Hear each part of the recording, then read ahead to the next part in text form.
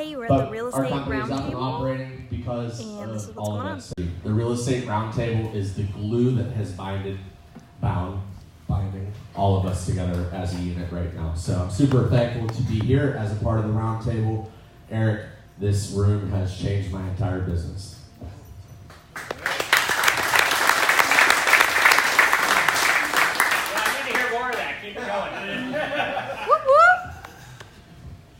Eric's waiting for me to go. Is this mic is this working? Yeah. No, I'm just loud anyway, so I don't need a mic. How are you coming over here? She's making me nervous. Anyway, so I'm Ken. We've talked. I have the mic all the time. It's kind of a joke now.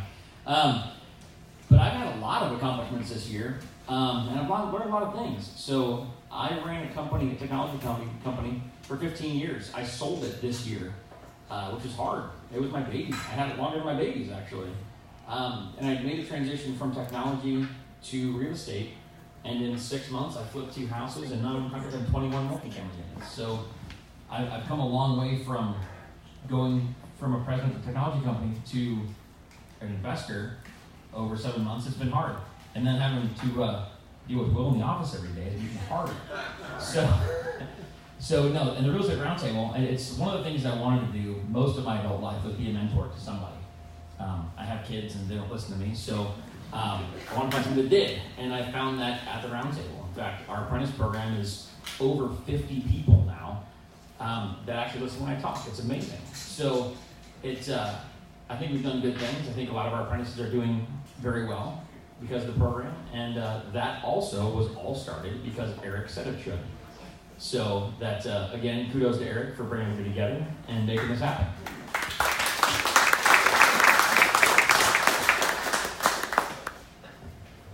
My name is Nicole.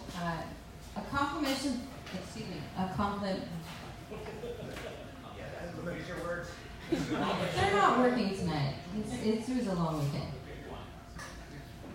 See, that's the problem. I haven't had enough. No, so I have had many accomplishments this year. I've always been a female in a male-dominated industry. Currently, I'm a hard money lender. And let me tell you, it has not been easy. Before that, I was actually a chef.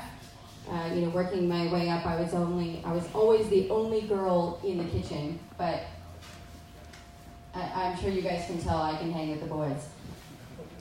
Accomplishments that I've had this year, I've closed a couple multi-million-dollar deals, which no other loan originator in my company has done that in their first year. So I've actually only been originating loans since October of last year. And I've closed 1.2, a 2.82, I'm working on a 2.95 and a 1.6 right now to close actually by Friday. So it's definitely been a journey. There's definitely times where I have been emotionally and mentally and physically drained just by thinking that I wasn't good enough, that being a female in a male-dominated industry, it wasn't going to work this time. I didn't have the motivation or the skill. And, you really have to keep people close to you who build you up instead of break you down. And I've told people around me that some people do learn by getting broken down and built back up, and I really like the motivation and the positivity. If you tell me that I'm doing a bad job, I'm gonna take it upon myself to try to bring myself back up. But it's hard. I think a lesson there is definitely keep motivated, stay positive, and surround yourself by people who motivate you and build you up instead of break you down. Woo!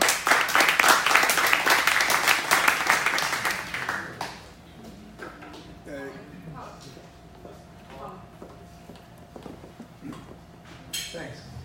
This working? Yeah. Colin Davidson. 2 things occurred to me tonight listening. One was what Eric said earlier about being in this business for money only without a why. I'll elaborate on that in a second. The other thing Ken said a few minutes ago was mentoring other people. Now, my situation is kind of this way. I've been in this business for close on 35 years. I've done most things you can do in the business. I've run successful businesses, and a lot of it initially was done for money, nothing else. I mean, we were going to make money, and that's what we did. didn't really make me that happy. I liked the money. My wife liked it better. No, at the end of the day, it was kind of okay. I retired a little while back, and I got real bored in the hell of a hurry. So I figured out, what the heck can I do?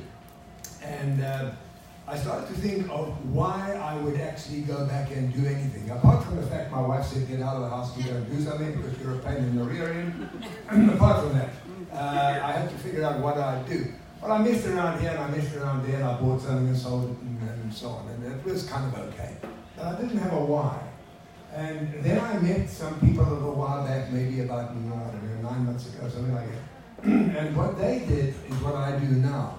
They said there's about, and it depends on the city that you're in, but in Sacramento, it's about 34% of the people in the city can actually become mortgage ready. I'm sure you'll be able to feel much on that. I mean, we'll be able to go further on that, but take that as a number. That means that the 66% cannot. And what we do now is, our why is to help, as I think Ken was also saying, to put those people into houses. And how do we do it?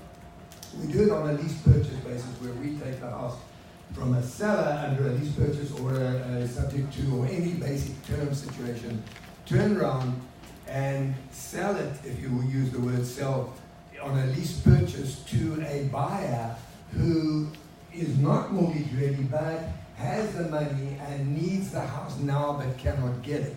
So that's the why in it, and it is truly very satisfactory and very satisfying. And one gets a lot of satisfaction out of seeing people move into a house that they really could not that they couldn't afford it, they couldn't get the mortgage to buy the house today, but now suddenly the guy and his wife and a couple of kids are in the house. So it's a very satisfying thing. As a result of that, I decided to sort of build the business back, or build a business back again. And that's exactly what we're doing right now. So I think those 2 points of why you do it, and it's not the money, and helping other people. And tonight I want to tell everybody, I'll tell you very briefly now, we're going to be looking for somebody to mentor as well in our business, and I'll speak a bit later about that. That's all. Thank you.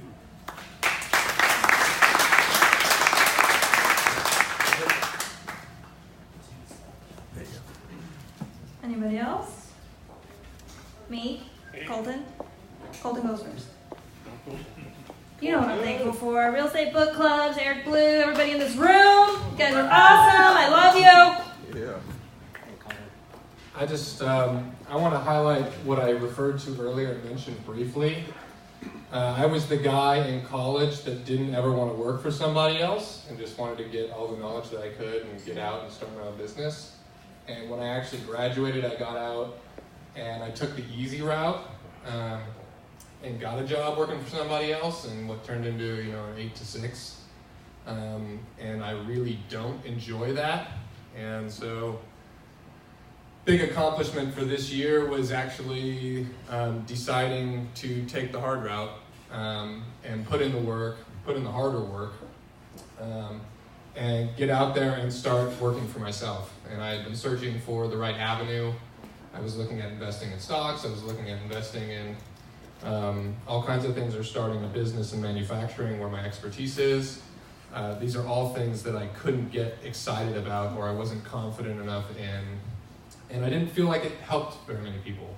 I work right now in an industry with Jesus where we produce consumer goods that people buy, use once, and throw away. And that's not where I want to be. That's not where I've ever want to have been.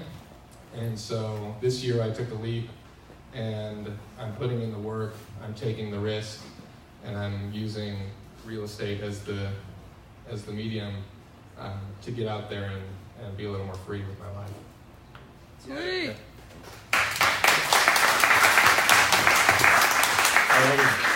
How about lessons learned? Has anybody had any challenge that they're willing to share with us that they've overcome or had to deal with?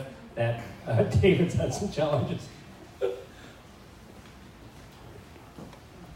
Should I wait for the mic, or should I just enunciate? You can start, and I'll bring you the mic. Okay. 2017, I'll wait for it. Testing 1, 2. Let's see. Make this a comedy club. I'm really pissed off. I learned from my last week $8,000 for plastic surgery.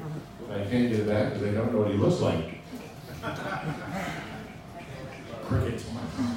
Okay, anyhow, 2017 I started my own business, March, and basically had an office where I rented a desk. And I had to build this business into something lucrative and successful, because one of the things I like to do is I like to give back. I like to choose like 3 charities and give to them. Wounded Warriors is one of them, Children's Hospital is another, and then my church. Reflecting back on 2018, just myself, I've written over $175,000 in annual premium in insurance on home owners, house flippers, and so on. It's been a very blessed year, and it's also allowed me to get involved to become now a lender, to partner with folks like yourselves to go in on homes. I just, like I said earlier, I just purchased a mobile home, and it's going to turn into a buy and hold situation. It's also allowed me to open up a couple other businesses. So I'm now in my office by myself. I have 3 different businesses going on, and it's provided a lifestyle that I want. I'm the boss, I'm the guy that gets out to do things, but I love it. I love meeting people like you guys. I love meeting people with my little business. I love meeting people with everything. It's just a wonderful blessing that's been bestowed upon me. So, you guys network the heck out of this place. This is where you meet people. This is where you all become successful, and this is where you're going to make some good money. And remember, give back. It's huge to do that because it comes back to you tenfold. Thank you.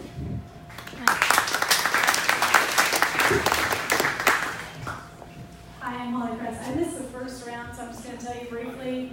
I've been doing property management since 1984. Real estate agent since 2002. I'm studying to get my broker's license. I've also been a real estate investor, working several houses.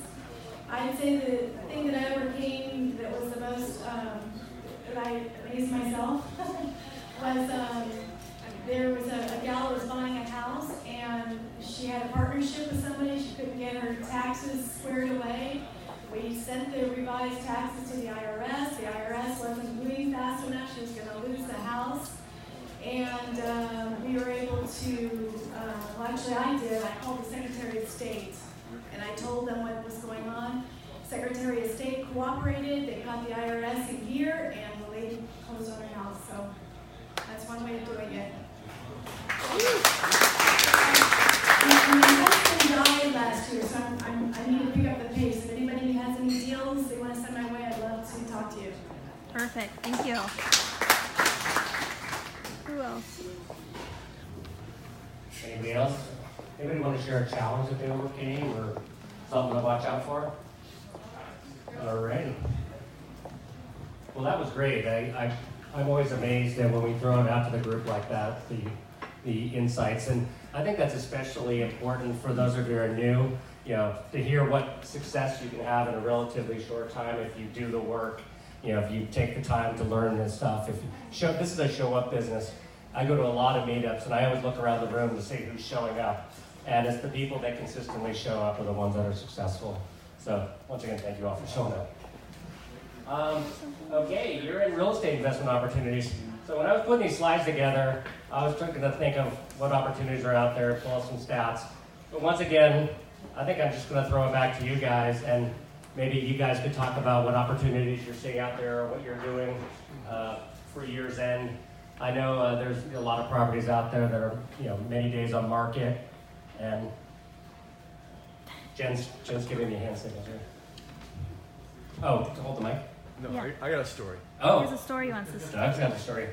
Alrighty. I think So he's going to parlay this into opportunities. I think this will be instructive to some of you in the room.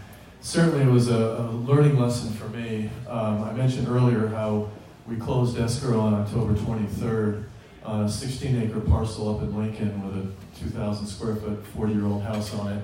That was my client, and my client is in Palm Springs, so I'm their project manager up here, handling everything for them. And so I had to quickly find somebody to fix up this house so we could rent it out. And true story, my morning routine is to go to the Burger King on Horseshoe Bar Road in Loomis. And I'm sitting there, and I'm thinking, where do I find a contractor, right? And so I see this guy sitting in the next booth with his daughter. I said, are you a contractor? Yeah.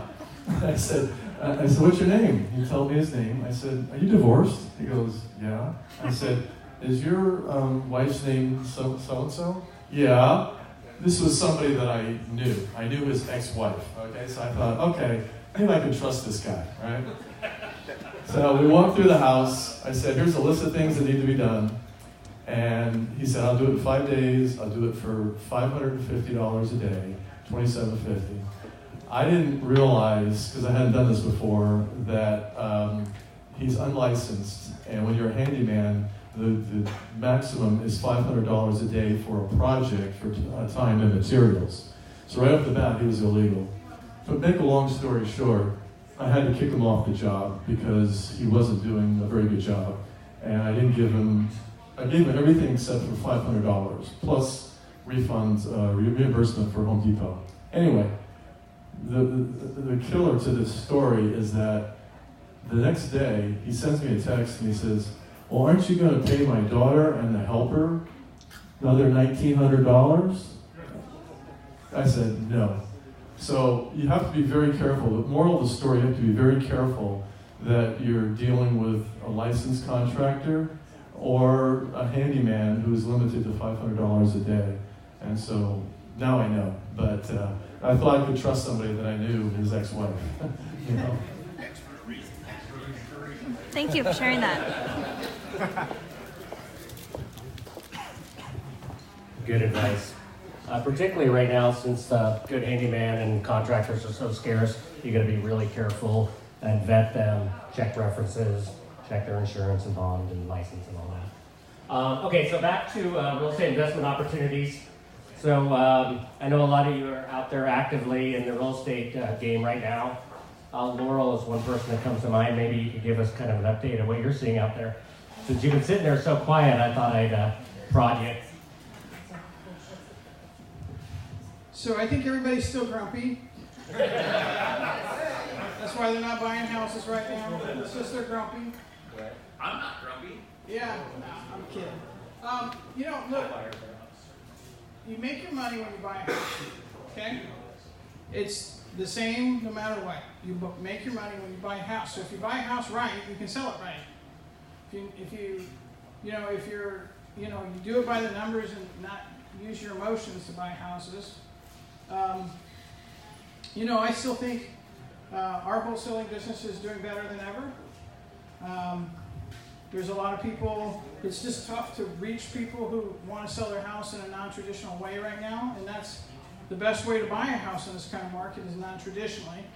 So we're ramping up our marketing. We think this is going to be a great time to offer people, investors, off-market deals because you got to buy them better right now. You can still, we're still selling houses when they're well priced and inside of the median price point where a working person can make the purchase. So that's still good business. Multifamily right now is good business. I think that some of the foothill properties could do better because I think that people who lost their homes in Paradise and some of the other fires around, they're going to look for the same kind of lifestyle. So, we're spending more money looking up in Auburn, Grass Valley, Nevada City, Placerville, Loma, even more east of that because we just feel like there'll be a lot of opportunities to provide homes for people who feel better in a more rural area. We try to do areas where they can get fire insurance because that's tough right now. That's going to be a big deal. I think you'll find next spring, that somebody like Lloyd's of London will come in and do some assigned risk policies for fire areas, and that'll open that back up. Let's see what else.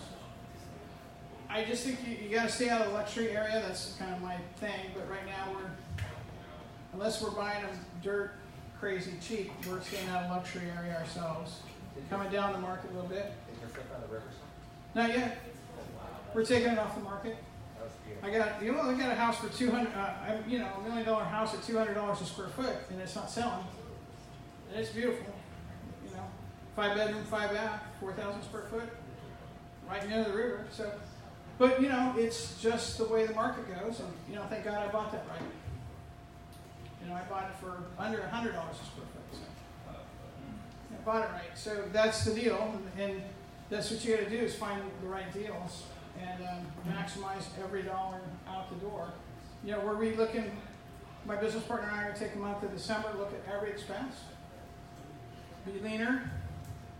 Because I think the market isn't going to reward you for being stupid anymore. Being bold isn't the only thing you need to do. You really need to, go over your numbers and do them well. But if you got a good deal, it's a good deal. It's a good deal. People got to live. There's not enough houses. There's not enough single-family houses in this area. So I don't think we'll hit a crash. I just think people are a little scared and grumpy. And Trump's not going to want the market to go too bad, so I think we'll get those interest rates back under control.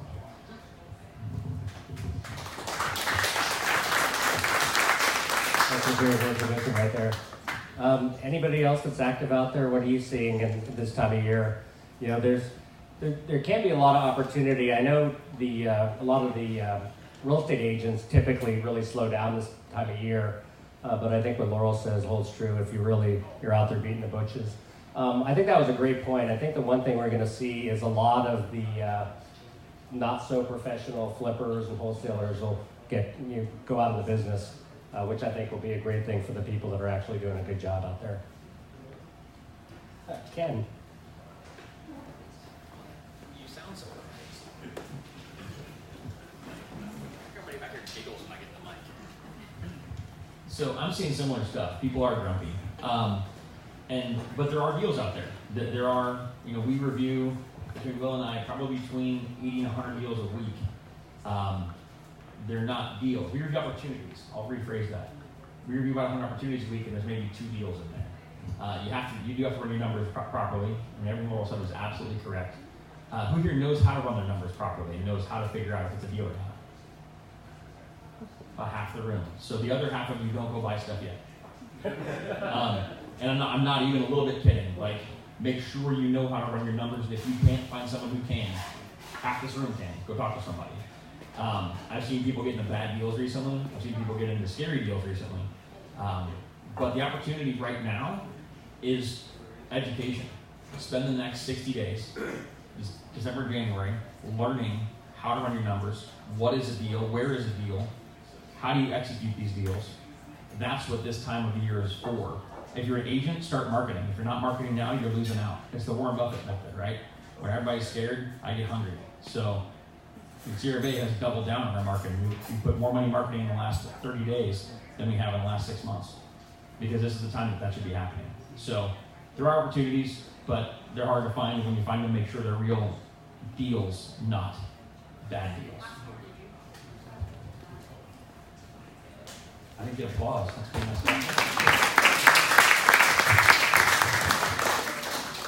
Anybody else want to add to that? Oh, Laurel's got some more.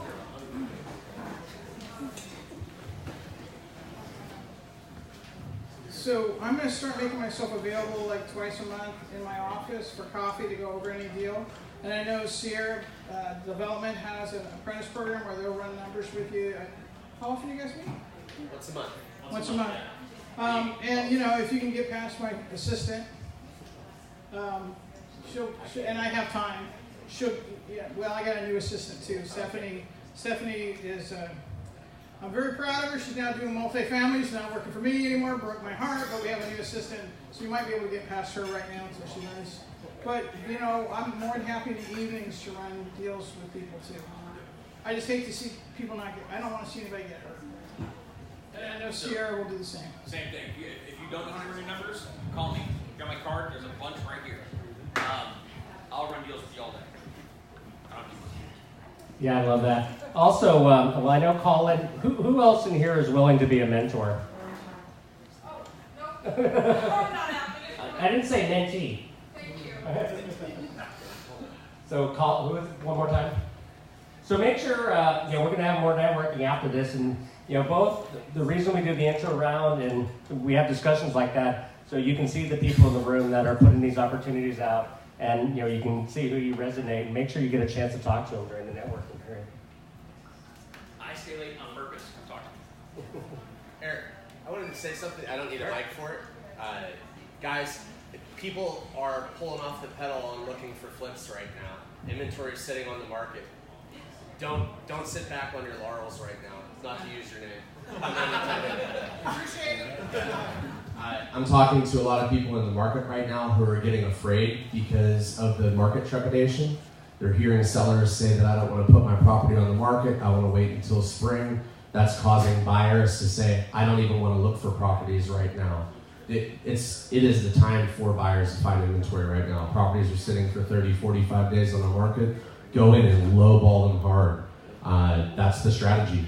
Beat them up. We're getting callbacks 2 or 3 weeks later now because they're like, hey, you lowballed us a little too hard there, but now we're almost a month later and we can't get it sold. So drive really hard right now. There's a chance that you have your flip inventory for April or May from the pickups that you make right now. Excellent advice. Well, there's a quote out there that says, if you're not embarrassed by your offer, it's too high. Yeah, it's quotable. All right, let's transition a little bit. So I love what Ken said about doubling down on education. It's also a great time to start thinking ahead and planning for next year. So we're going to do a little bit of more kind of discussion format, but some goal setting kind of ideas, and then some tax strategy planning for next year. So I love this quote. Bill Gates said, most people overestimate what they can do in 1 year and overestimate what they can do in 1 year and underestimate what they can do in 10 years. So, it's the idea of just constantly taking action and planning, and you'd be amazed at what you can actually accomplish. So what are your goals for 2019? Have you guys actually thought about, formalizing your goals, thinking about, next year? Ken has. I got goals. So in a moment, we'll talk a little bit about individual goals. But I think, I know Wendy was there and Jen and I did. I just have to comment, one of the really great benefits of a group like this, and I heard a lot of it last time, I've made some true friendships in this group, and Jen is one of them, and we went to Turning Point, and we went to the Real Estate Wealth Expo. We also went with Marissa and Mike Zuccolo, and it's fun. We have these road trips and these other events where we get to go with our friends from this group, and they're great. And the Real Estate Expo was a huge pitch fest on all sorts of real estate strategies that don't work in this market, but the mindset stuff there is great, and they say what you do is 80% mindset, 20% of actual action. So I think before we kind of get into thinking about some goals, Jen is going to talk a little bit about mindset. Sweet. You must first believe that you can do it. Okay, I'm handing this off to Colton. Thank you. He's my official live holder. Okay, big round of applause for Colton. Thank you very much. Team effort. So Eric asked me to do some things about mindset, and it's going to be really fun if we interact. And it doesn't matter what kind of information that we feed you in this group. If you have the wrong mindset, it's just going to go right down the toilet. Am I correct? What do you guys think? Right. Well, how's your mindset right now? You guys thinking like, yeah, 2019? You're like, oh, I don't know, 2019. What are you guys feeling? Yeah, 2019? Yeah! I don't know, 2019. Anybody? Present. Yeah, okay, it's cool. So, I have an idea. Everybody get on your feet for a second here. Let's do. Hey, look at Eric. Get on your feet. What are we doing on our feet? Yeah, move around a little bit. Move around. Get an energy going. High knees, high knees. Okay, we have an NFL guy here. What are we doing? Huh? Okay, let's do 5 jumping jacks right now. All right, ready? All right, it's gonna be on me. It's gonna be on 3. All right, 1, 2, 3. 1, 2, 3, 4. Yeah,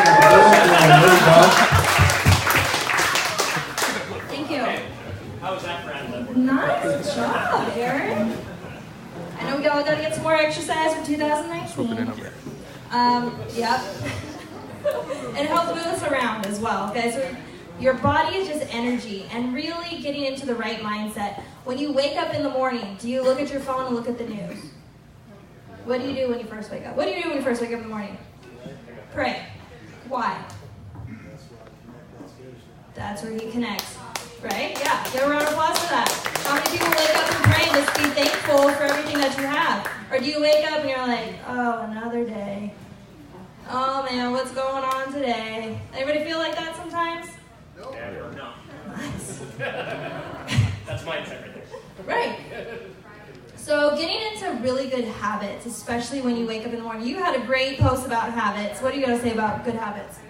Man, about habits? I think it's absolutely crucial. I go by the Miracle Morning Journal book thing. Every day, do affirmations, meditate for however long, exercise, get in the right mindset, because it's all about how you perceive yourself. So if you're like, man, I'm awesome, I'm doing really good, rather than focusing on the negatives, then it's going to completely change everything. Because every day, before I started getting into this, I would wake up, be tired, gotta go to work, don't want to go to work, I hate work.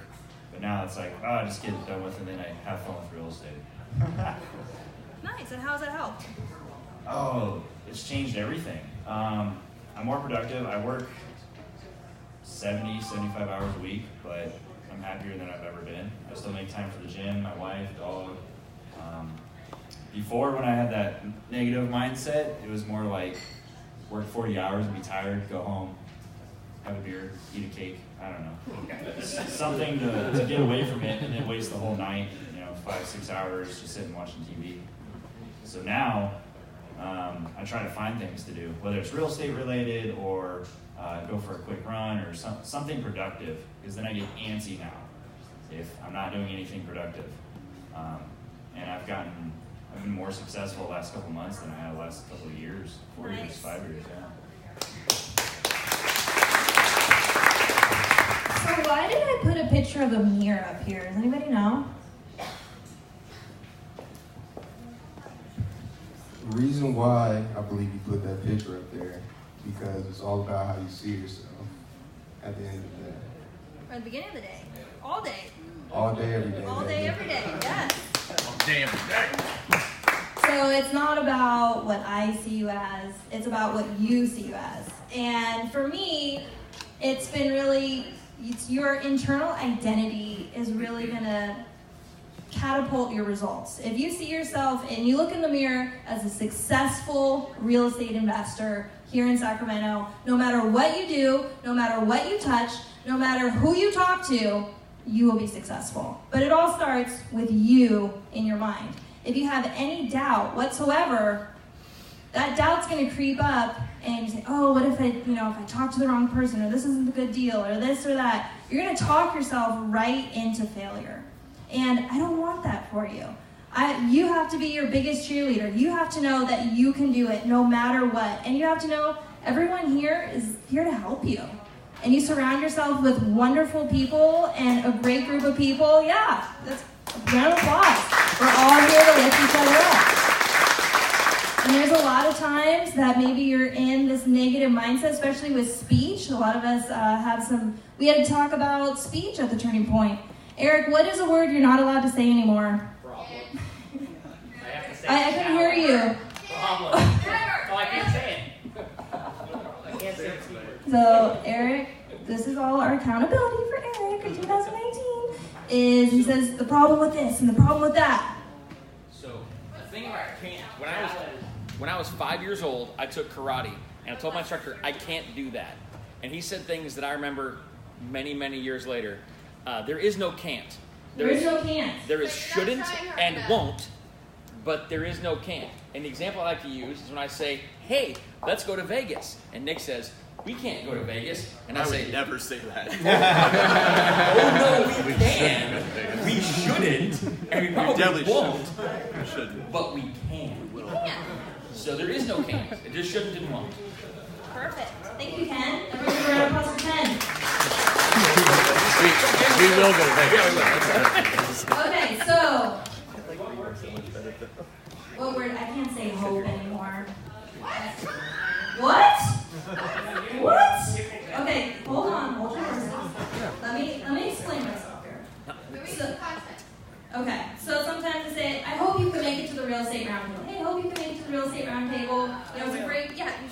I will. She's here. Her butt is in the chair.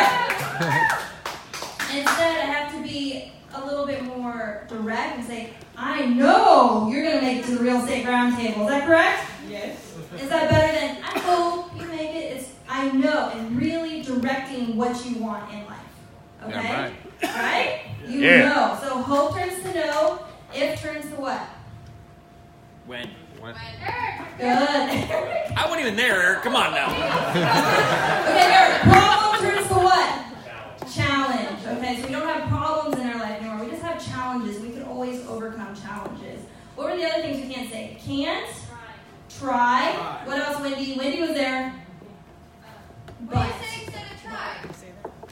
I'm sorry? What do you say instead of try? What do you say instead of try? Do. What do you say instead of try? I will do it. What do you say instead of try? Do it. What do you say instead of try? Do it. Do it. Rand? Instead of I'll try. Okay, so this, I just want to do an example here. Why we don't say try anymore. Nicole? I would like you to try to take this napkin out of my hand. Did she try or did she do it? I did it. She did it. Woo! There's no such thing as try. It's either you're going to take the napkin out of my hand or you're not. Try it with a $100 bill. You have one that we can try it with? Don't say try. Oh, so try. And I just You have did one it. that we can do it with. Do you? Thank you. What did I say? You said try. But what should I have said? Do it. Do it. Yeah, we need one to do it. Thank you. Oh, that's it. Oh, we're gonna do Do you it. see how language changes action in people? Okay. Wait. Wait, So if I If I don't try and I do it, do I get to keep it? No. all right, Jen. try to take this Or $100 bill out of my hands. Oh, if you hold it high enough, I actually have to try. No one's gonna try? Oh! You have to take action, people! There's money on the table every day, and it's the person that stands up and takes action that's going to do it. Okay? What did we learn right there? That drinks are on Colton. We learned a lot. What else did you learn from my turning point? Wow. How to break a board, how to eat fire. Yes. Fire. Eric ate fire. Once again, that's all mindset because you can make up all these stories in your mind on why you're not going to do it. You know, he's sort of saying, okay, now we're going to eat fire, and everybody's looking at each other going, no, I'm not going to feel fire. You know, and after he does this mind stuff, like 10 minutes later, you're up there eating fire. Yes. Well, I think everybody ate fire, right? Where was your video? Yes, I want to see the video. Oh, I didn't. I'll post it. Okay. Wendy's going to post the video of her eating fire as well. Fire, but I did not see you, Wendy. And did you break your board? How did you feel? I know. Well, Eric was scared shitless. How did you feel? I love that video of Eric because he was terrified. I wasn't afraid because you already know that it's not even an option. So when you walked up there, you were like, "This is not going to happen." No. I was fine with it because he had already talked to us for 10 minutes about, okay, here's what you're going to do, here's how you do it. We were trained. He explained to you how you do it.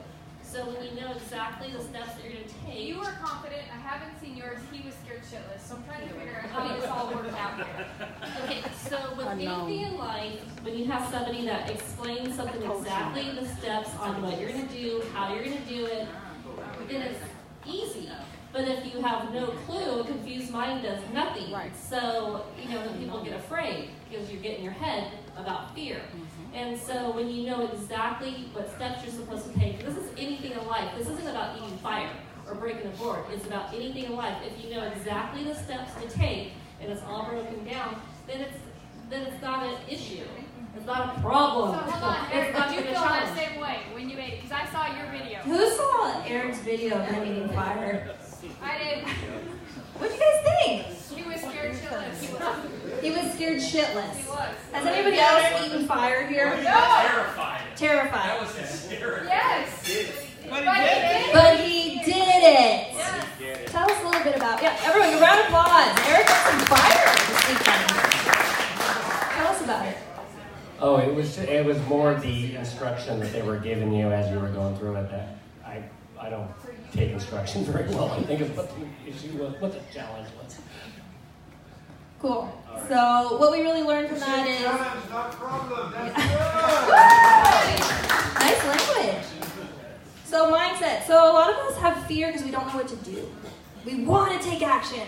We want to buy our dream real estate portfolio. We want to be the best real estate investor, but we don't really know how to take action. So when we went to my turning point, we had an instructor tell us step by step, right, Wendy? How to break a board, how to eat fire. There is a way to burn your nose when you eat fire, and that's when you do not commit. And the fire actually sits right here at your mouth, and the flames go up your nose. So when you do make a decision, what do you have to do? Commit, right? Full commitment. If you're not going to commit to something, you're going to burn your nose, okay? And then we had the board breaking. Tell me how that went for you, Eric. It was difficult. How was it? Did you see anybody not commit? Oh, yeah. And what happened? They burned their nose. Well, what happened? I mean, like, why did they talk about why they didn't commit or anything? It's fear. Fear of the unknown. Did they just walk away? I'm just curious. Yeah. So this is what it looked like. So say if this was like on fire, this is what it looked like. Oh my God, no. They're burning their nose and they pull out. And then that's it. So fire is a really intense element, right?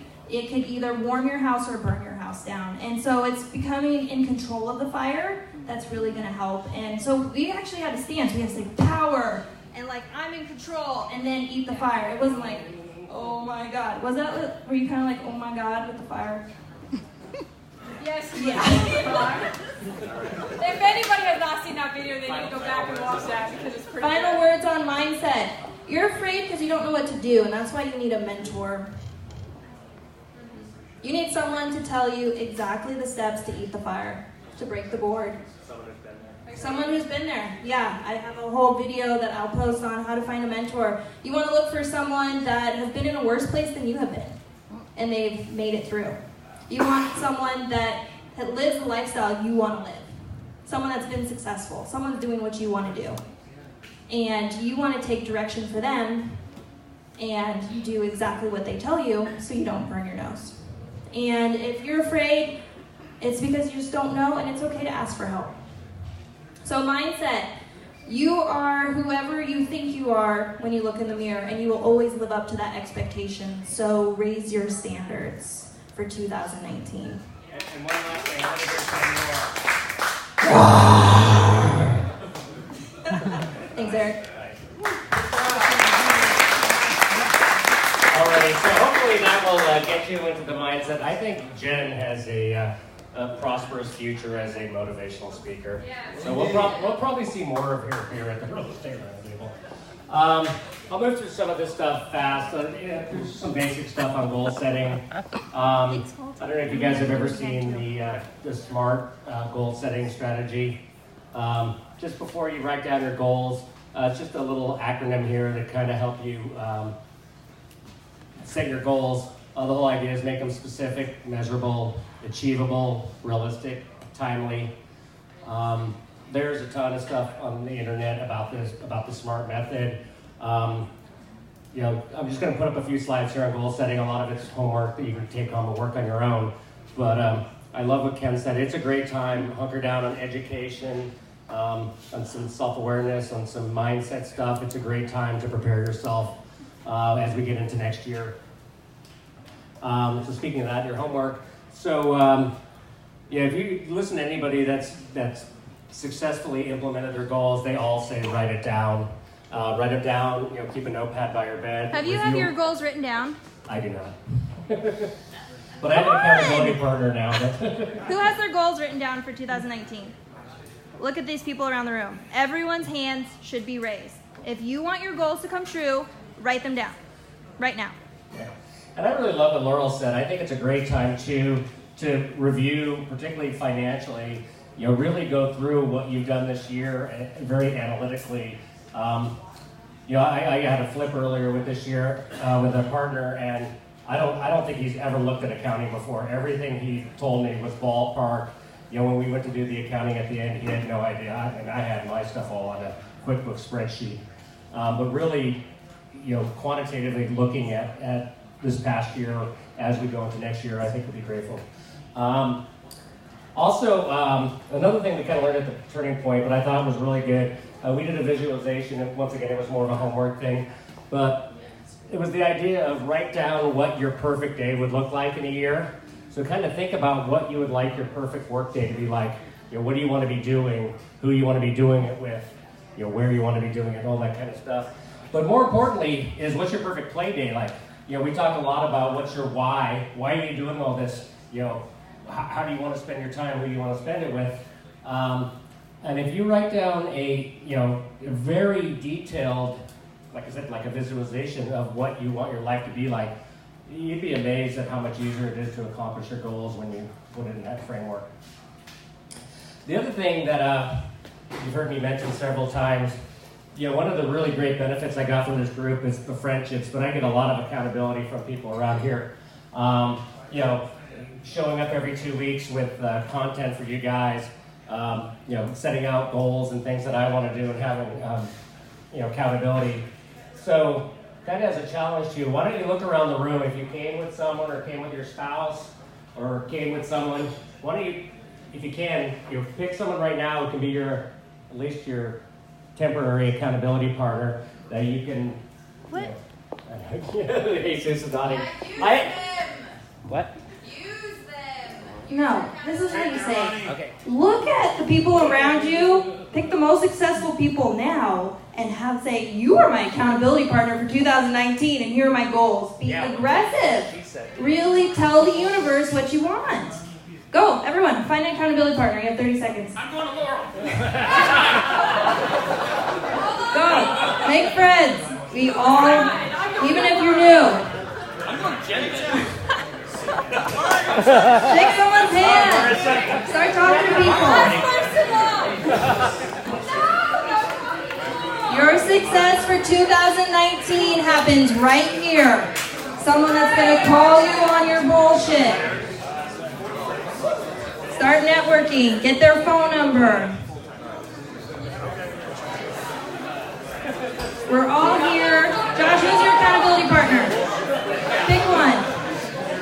Who's your accountability partner? I'm going to go around. Who's your accountability partner? I already know what's going on here. Who's your accountability partner? Nice. Who's your accountability partner? Nobody yet. It was going to be him, but he said it's not a negative. So I'm looking. You got to find somebody. Let's go. Your 2019 depends on it. Who's your accountability partner? Good. Phil?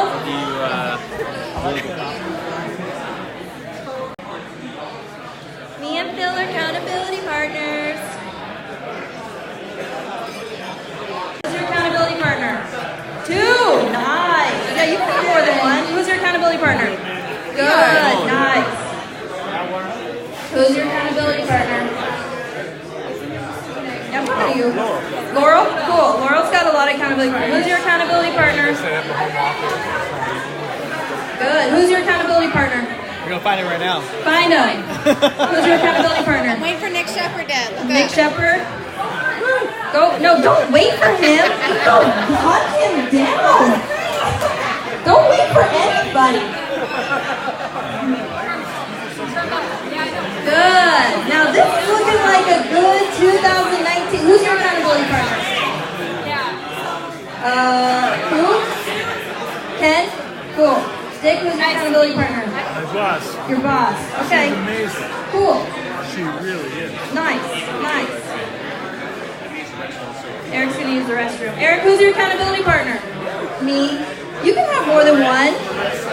You can have, the more accountability partners you have, the better. Get their phone number. Get their email. Wendy, who's your accountability partner? Me. Social networking, yep. You need a social media accountability partner.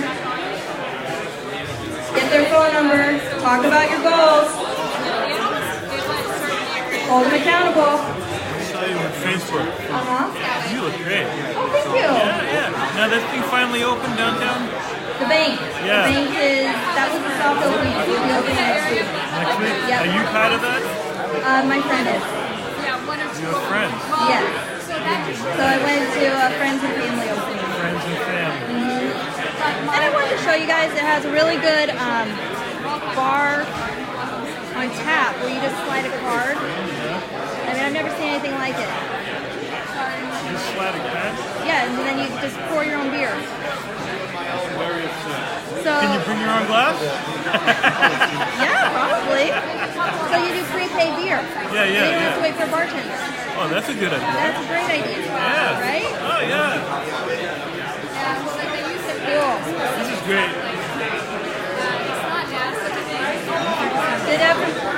Hello? Does everybody have an accountability? Who does not have an accountability partner? Did you talk to Nick?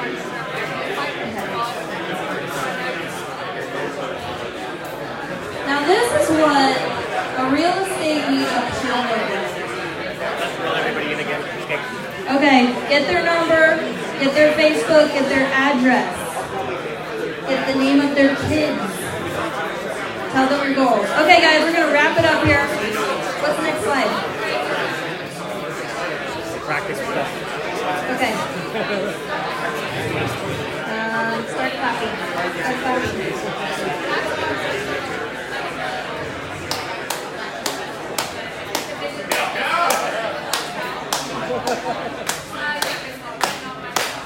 Hey, it worked.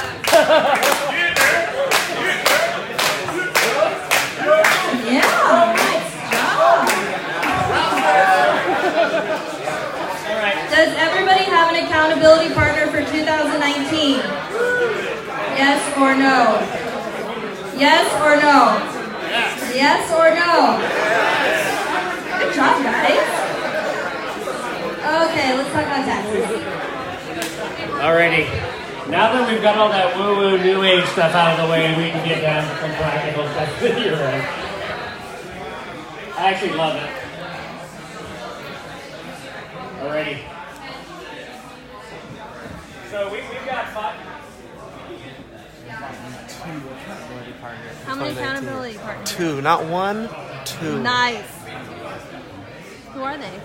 I have Ken and Will, Sierra Bay. Sweet. And Lionel. He left, but Lionel, you number 3. Nice. I'll see you tomorrow. Alright. Okay, this one's working. Okay, we got 5 weeks left of 2018, so there's still plenty of time to put some tax strategies into place to save on your taxes for this year. The first thing I want to point out, you know Uncle Sam wants your money, right? So it's your responsibility to protect it. You know, and particularly in the real estate game, particularly with flippers, you know, it's really not how much money you make, it's how much you get to keep. I see a lot of flippers that are doing a lot of stuff out there that's not tax advantaged, and they're spending a big portion of their profits in taxes unnecessarily. Judge Learned Hand was a Supreme Court justice, and he said, anyone who so arranges his affairs so that his taxes shall be as low as possible, he is not bound to choose the pattern which best pays the treasury. There's not even a patriotic duty to do so. So you're not required to pay any more taxes than the law legally requires, but it is your responsibility to learn what legal tax strategies are available to you. So some of the things to think about as you're planning your year-end tax strategies, you know, if you know you're going to have gains this year, you know, we're getting near the end of the year, we're already doing it, we're deferring income into 2019. So a very common tax strategy is why pay taxes today that you can pay later. So if you've got income and you know you're already going to have gains this year, push additional income into next year. If you have to sell something, hold off until next year. Also, the reverse side of that is if you have any losses this year, maybe it's a good time, maybe you've got some stock or you've got a piece of real estate or something you need to sell. It's a great time to sell if you've got other losses to offset that. The other thing that's really important is there's a lot of great things. I'm not a particularly big fan of Trump, but I have to say I'm really happy with the Tax and Jobs Act that went into effect this year. particularly when it comes to bonus depreciation. So basically the way bonus depreciation works for this year, 100% of the property that's put into service this year, you can depreciate 100% this year. So there's usually depreciation schedules for equipment that you put into place, and you can now claim 100% of the scheduled depreciation for this year, which is a huge advantage if you're buying any equipment. And this is all business related. One of the things about the tax law, it's very disadvantaged for employees.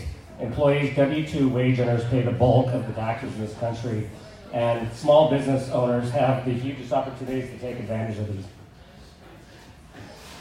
In addition, if you're not familiar with Section 179, this has been in effect since George W. Bush was in office, but this allows you to take large items and expense them up to $1 million this year. So if you're planning on, once again, buying equipment, the downside to the ones, it has higher limits. The only thing is this expense doesn't allow for carry forward where depreciation does.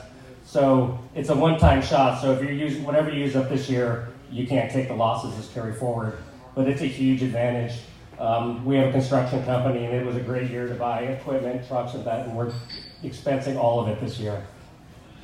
And automobiles, it's a great year to buy an automobile. I bought a new car this year with the new accelerated and bonus depreciation on that. I know it's probably hard to read, but with the depreciation schedule now, you can claim $18,000 of your new auto purchase in this year. That's a huge chunk, so I paid off more than half of my car in deductions this year. So this is important because we still have 5 weeks left. Now, don't run out and buy a car if you don't need one, but if it's something you've been thinking about doing anyways, it's a great time to do it. I know a lot of people, we have a lot of subcontractors that work for us, and they're so proud of themselves of how they take an old junk piece of truck and make it run forever. And I say, you're crazy, I would take it. You're basically paying taxes with money that you can have the latest and greatest and best tools and equipment. And the government wants you to have this. This was a huge part of the stimulus in the Trump tax plan. He wanted people to go out and buy equipment. If you look, we just had 2 record quarters of GDP growth that we haven't seen in decades. A lot of that's caused by the stimulation that was put into the tax code. And once again, if it's something you need, you might as well take it now and take the tax deduction than deferring it. The one thing you'll never hear me say is, I never advocate for putting money into a 401k. One of the reasons you guys are here is to become savvy real estate investors, and the idea of taking money and sucking it away for 30 years where you don't have access to it. Look at it. If someone came to you with a business proposition and said, oh, I want you to invest in my business, but you can't touch the money for 30 years. I'm not going to tell you what I'm going to do with the money. We don't know what the market conditions are going to be, so I can't guarantee any returns. Oh, and also there's a 10% penalty if you take it out early. One of the things that I hope you learn from coming to this group is how to manage your own money. The idea that you can turn over your money to someone else and they're going to care about its growth and protection as well as you are, it just doesn't work. And I think it's one of the biggest myths in our financial planning community. You think about who promotes these. They're huge institutions who benefit by the use of your money. And by locking it up over extreme long periods, they get the benefit from it. So there's many better vehicles to invest in if you're thinking about retirement. The one that comes to mind is real estate. It's heavily tax advantaged, has much better growth than your typical 401ks, and it cash flows now. So I would stop and think before investing any more money into a 401k. Now the flip side of that is I am a fan of IRAs if they're self-directed and you know what you're doing with the money. If it's money that you would otherwise pay in taxes that you can defer in an IRA, and it's self-directed where you're putting it into something that you know and understand. Notes is a great thing to invest. We invest a lot of money through our self-directed IRAs for my real estate deals. And I know a lot of the private money lenders in there are doing it that way. But the idea of taking, there's a huge opportunity cost of locking up money for that long that you don't know what you're going to do with. You can take that same amount of money and put that in performing real estate deals in this next year. So you'll never hear me advocating 401ks. So planning for success in 2019. A lot of people have been talking to me lately, or I've been talking to them. Right now is a great time to be thinking about setting up an S corporation. I know a lot of you are newly becoming real estate agents. Operating your business in an S corp, particularly if you're something that's earned or ordinary income, that would be your commissions, your 1099 income. S corp is a great vehicle for doing that in. Some of the benefits of an S corp are, first of all, asset protection. You have limited liability as a corporation. Unlike C corps, S corps don't have the taxation at the corporate level. They're pass-through entities where the profits pass through to your personal tax return. The nice thing about that is the losses also pass through to your personal tax return. So if you have a spouse that has W-2 income, you can offset some of that income with your startup losses in your business this year, or 2019 if you set it up. And there's still time to get this in place, so you could have it start for January 1st, 2019. So the hugest advantage for earned income individuals with a S corp is the savings on self-employment tax. I'll go over that in detail. And they're much easier to operate than a C corp. C corps have to use GAAP accounting principles, which means accrual-based accounting. S corps are not subject to that. Albert Einstein said the hardest thing in the world to understand is the income tax. And here's a good indication of why. So here's a breakdown of how your FICA is calculated. So if you're not familiar with FICA, it's the Federal Insurance Contribution Act, which is basically Social Security and Medicare. And this is how it's calculated. For those of you who are employees, your employer typically pays 7.65, and then they deduct the other amount from your check. How that breaks out if you're self-employed is you pay the whole 15.3%. So that's on everything you earn up to $128,000. So those of you just starting out, if you're filing as a sole prop, you're paying 15.3 on everything you earn up to $128,000. So that can all be deferred by, or a portion of that can be deferred by setting up an S corp. So basically how it breaks down to, so the cap limit for 2018 is $128,000. So based on the 15.3%, you'd end up paying about $15,000 in taxes on that portion. So this is basically how an S corp saves you on self-employment tax.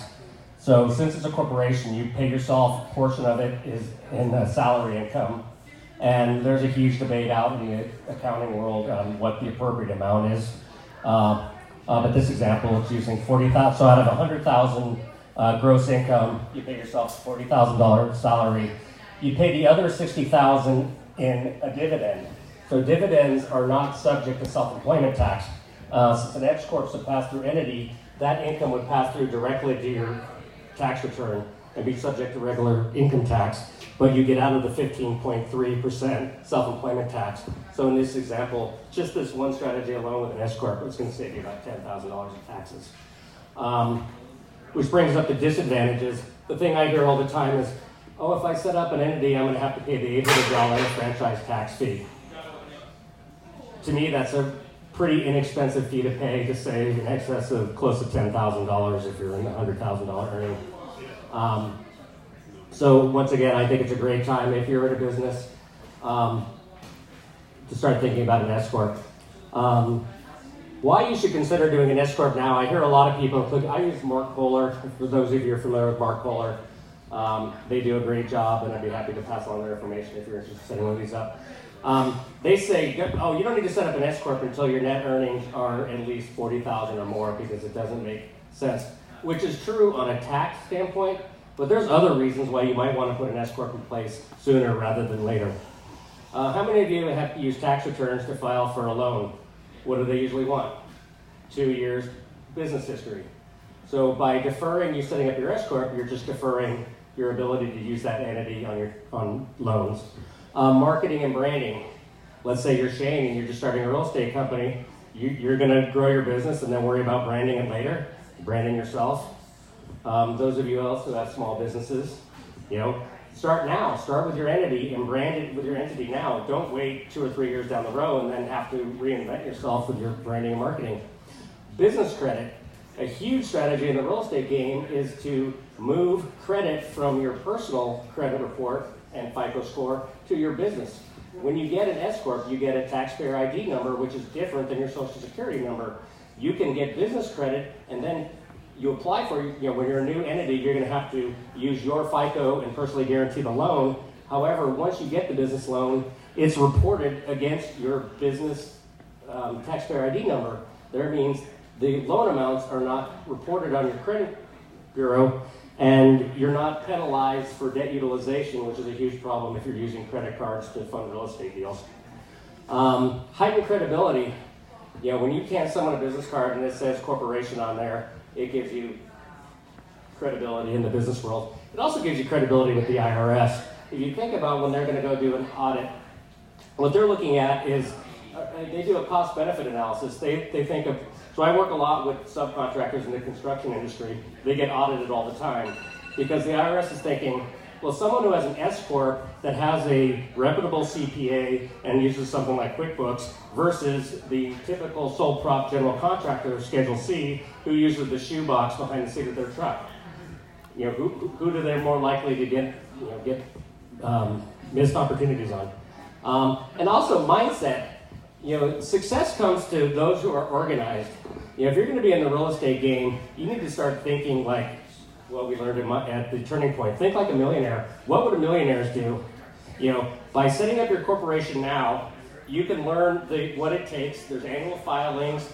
You have to have your accounting in place. And not just with your S-Corp. If you're going to get in the real estate game, you need to start thinking about setting up a living trust. There's a lot of advantage to that. And a lot of people say, oh, defer that until later. But if you have a trust and you're acquiring assets, it's so much easier to title your assets to your living trust if it exists prior. Otherwise, you have to go back and have your attorney retitle all your property into your trust after the fact. The other problem is most people don't realize they need their trust until after it's too late. I would say the same thing as with S-Corp. Get it, The only thing I would say is if you're kind of on the sidelines and you're kind of a spectator in the real estate game, setting up an S-Corp is probably not for you. But if you're in it, like the motivation, like Shane and Lionel and some of the other people I've talked to about this strategy, do it now. Get the benefits of it. And you've got the motivation, you've got the drive, you might as well get the tax advantage. And what are you going to do? Wait for 6 months and then you'll have to do 2 filings for next year. So I say, get motivated and get in place for now. And I always ask myself when it comes to the tax code, what would Trump do? Trump is all about taking every advantage of the tax code in his real estate dealings to benefit himself. So, is this ethical? Is this legal? What would Trump do? Is that a question? Yes.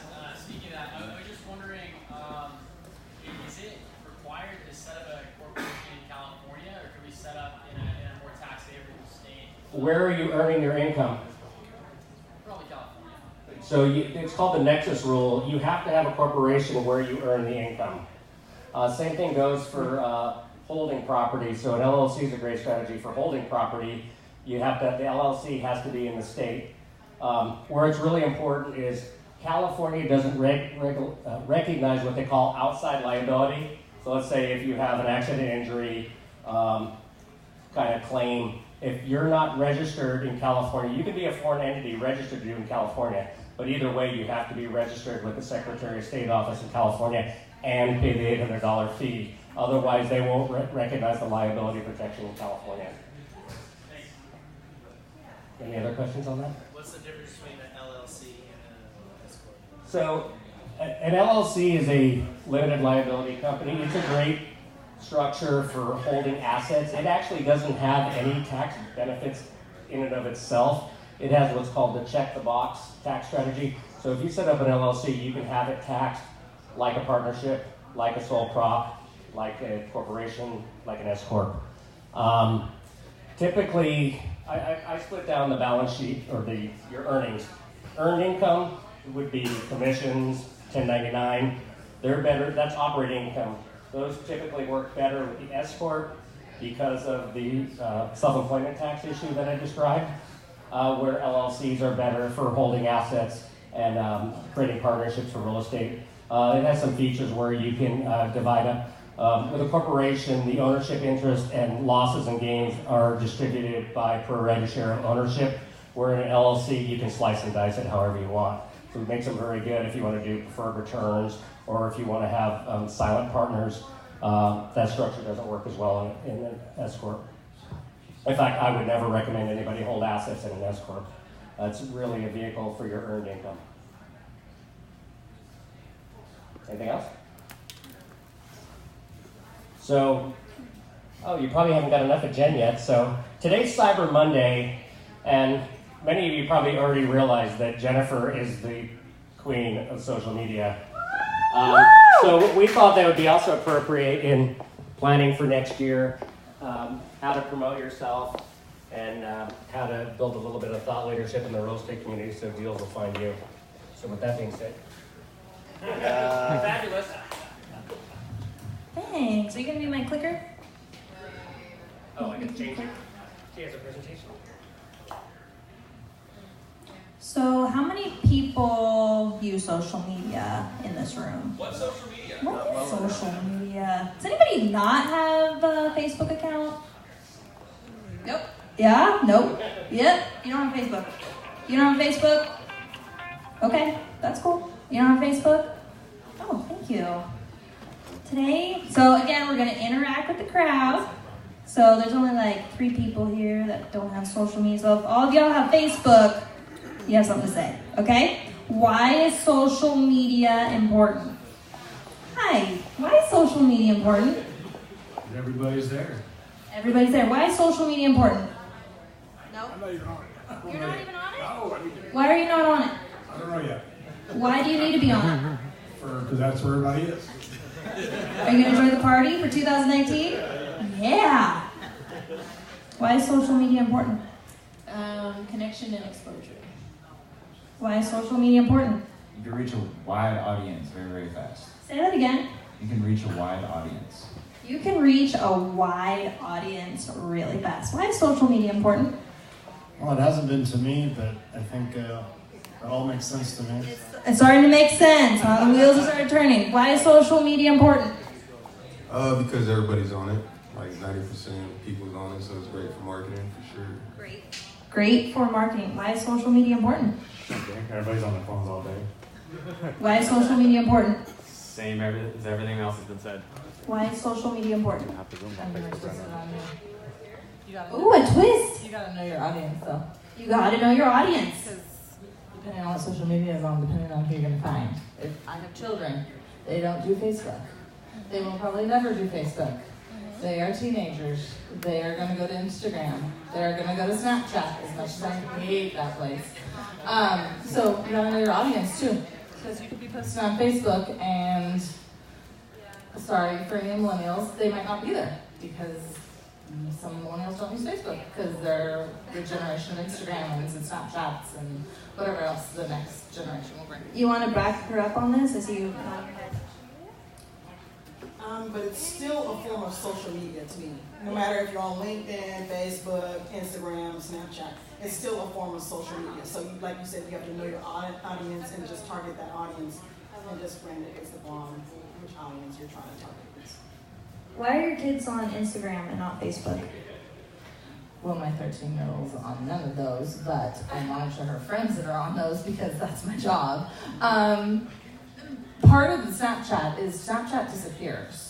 I mean, for those who don't know that, they can post something, and if I don't get on my phone and within a couple hours, it's gone. And then I have no idea what was put out there. And trust me, there's some things you don't want to know was put out there. So that they go there because that's what they want to do. I mean, they're checking their phones. That's the cool thing to do, and then it's gone. They don't care that it's not going to come back as a memory in a year from now and be like, oh, we went to the beach this time last year. They don't care about that. It's instant gratification, and then they're done. So that's part of the reason why they're on there. So would you say like social media is always changing for future generations? Oh, absolutely. Yeah, the Mark Zuckerberg of the world are going to change to whoever at some point, and you have to keep up with the generations after us. They're going to bring whatever they're going to bring. Great. Anybody else? I believe social media is important because everybody's on it. And if you have a business, people need to know about your business. And, let's talk to Colin here. I just partnered up with Colin Colin does not want any friend requests. He can't handle it. He says, oh, just no. Right? Why is social media important? Before I answer that, one of the things I said when she started getting involved in telling me how to do the thing, which is a wonderful thing she did, I kept saying, I can't understand why these people keep wanting to be friends with me. I don't even know who the hell they are. They don't want to be my friend. Why? She explained why. And why is social media important to you? You're probably the youngest person here, Josh. Why is social media important? And why is, you dressed up today. He's got a college shirt on, his hair. Let's give him a round of applause to Josh. So he's the future generation of social media. This generation's going to be buying houses from you soon. So your input is kind of important on this. Why is social media important? You can connect with a bunch of people. Everybody's on there. Your parents are on there. They can see what you post. Friends. Do you believe that you will buy a house on social media in the future? Sure, if I can. Will you think you'll post houses on social media in the future? Of course. Of course. Yeah.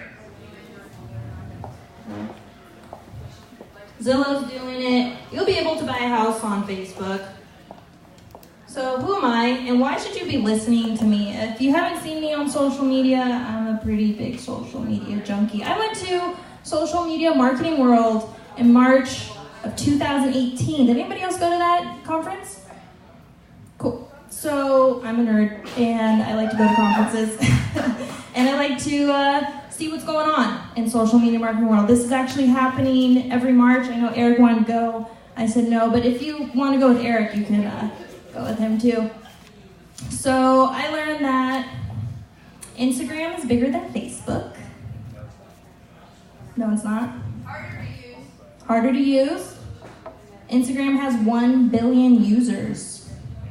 But Facebook has better integrations for your business. We have a Facebook group for the Real Estate Roundtable. Who's in the Facebook group? Who's connecting with people? Yeah, we have a Facebook group. You should join, okay? And Facebook has a lot more platforms that you can use. Facebook owns Instagram. I'm sure most of you know that. And this is the lovely face that you'll see. Oliver even said, hey Jen, I see you on the top of my Instagram. It's because your last name starts with A. That's not the reason I'm on the top of your Facebook. Just because my last name starts with an A, it's because I do live video, it's because I do content every day, and it's because I connect. And that's what the algorithm wants. It wants live video. It wants to know what's happening right now. And if you want to put your face and your business in front of millions of people, you have to really interact with the platform. So, can someone read this for me? DJ? Social media marketing helps to validate your brand. A company's social media presence, when done correctly, tells consumers that their brand is active and is focused on thriving communication with consumers. Social media marketing has the power to increase customer loyalty. Link. Who believes in this? Who believes that the market is changing? Who believes that people buy from people, not businesses? And if you send out a direct mailer, or if you send out a business card to someone at this event, do you think they're going to check you out, make sure you're legit? Kind of see what deals you've done, see what you like to do on the weekends. Just kind of want to get to know you without really talking to you. They're going to check. Okay, I totally stalk all of you. I'm just going to be real here. I want to see what's going on your Facebook. And so Colin's a great example. You know, he sets out direct mailers, and I said, you get an F for fraud, because all he had was a background picture and his profile picture. And if I looked at that, I'd say, you do lease options? No, you're fraud. No way. I'm not going to do business with you. But he's a real guy. He's sitting here in the room. He's done over my lifetime of real estate, and he's been very successful in it. But the virtual Colin isn't really present, and maybe people wouldn't do business with him. So I said, hey, let's work together, and let me help you create your virtual identity. which is what everybody needs in 2019, okay? What's the best platform to use? And I want to have Nick come up here and kind of talk about this. This happened October 25th at 3:11 p.m. Nick has a question for everybody. She loves this. Don't you look at my hair. Don't look at your, no, I actually look at yours every day. Nick, tell us a little bit about this post. About the ghost town? Twitter? Yeah, what's going on? Well, it's a ghost town. Okay. Twitter's kind of in this really weird realm right now. That unless you are a celebrity, unless you've had pre-existing huge contact, it is a ghost town. I do know that tons of, news sources, CNN, Fox TV, they're always quoting someone tweeted this, tweeted that. Well, what is it? It's a verified celebrity or a huge public figure. How many followers do they have? Thousands, millions. Millions. Yeah. Okay. But even like, okay, so I'm kind of a nerd into the crypto world. Even that the crypto world has kind of simmered down. The guys that I was following a year ago that had, if they tweeted one thing, had 100 comments within 5 to 10 minutes, are literally getting 5 to 10 comments in days on their posts. So, I mean, that's even another thing to think about. If it's a hot, trending topic and you're talking about it, maybe that's why you're getting hits. So, Twitter's been on its way out for a minute. Gary Vaynerchuk's been talking about it. He was a huge investor in Twitter. He's talked about his losses in it. I don't know if anyone familiar with Tumblr. Yep. He was a huge investor in Tumblr, and that turned into a ghost town or an inappropriate town. But yeah, things are changing. There's flash in the pan social medias that are coming and going, and the ones that are sticking around are starting to show their faces. So. Cool, so you had 2,500 followers, and you did a post, what happened? I had like 3,500, but yeah, that's what that was supposed to be. It was supposed to be a 3, so I wrote that wrong. Yeah. So we got the numbers, okay. Do I even exist? Yeah, it was me being funny. But it's really, like, Yeah. So Twitter is not where you want to be for 2019. Can we all Unless, agree? to an extent, right? Unless you find some penetrating way, and that I don't know what that algorithm or that topic or that whatever is. I'm not that guy, so. Cool. Thank you. Everyone give a round of applause for Nick. So, best platform, I would say Facebook, Facebook groups, Facebook business pages, LinkedIn business pages. Everyone should have an Instagram business page. You have an Instagram business page? For other businesses. For other businesses. Why do you like it? Facebook? Or Instagram or whatever? Instagram. Okay. So, okay, she brought it up. Facebook owns Instagram. They integrate heavily to where anything you post on Facebook can be posted on Twitter or Instagram, as well as this is how they verify you. If you've been changing Facebook profiles every 6 months, it's a huge red flag to Instagram, to where becoming verified on Instagram is super important because they're going to put your stuff out everywhere. They're going to put you in everybody's face. That little weird blue thing that I have on Twitter that doesn't matter anymore. Doesn't matter anymore. Is like the gold ticket Willy Wonka for Instagram right now. If you can find the algorithms, the way to penetrate, to get them to give you that little blue seal, you're a god on Instagram.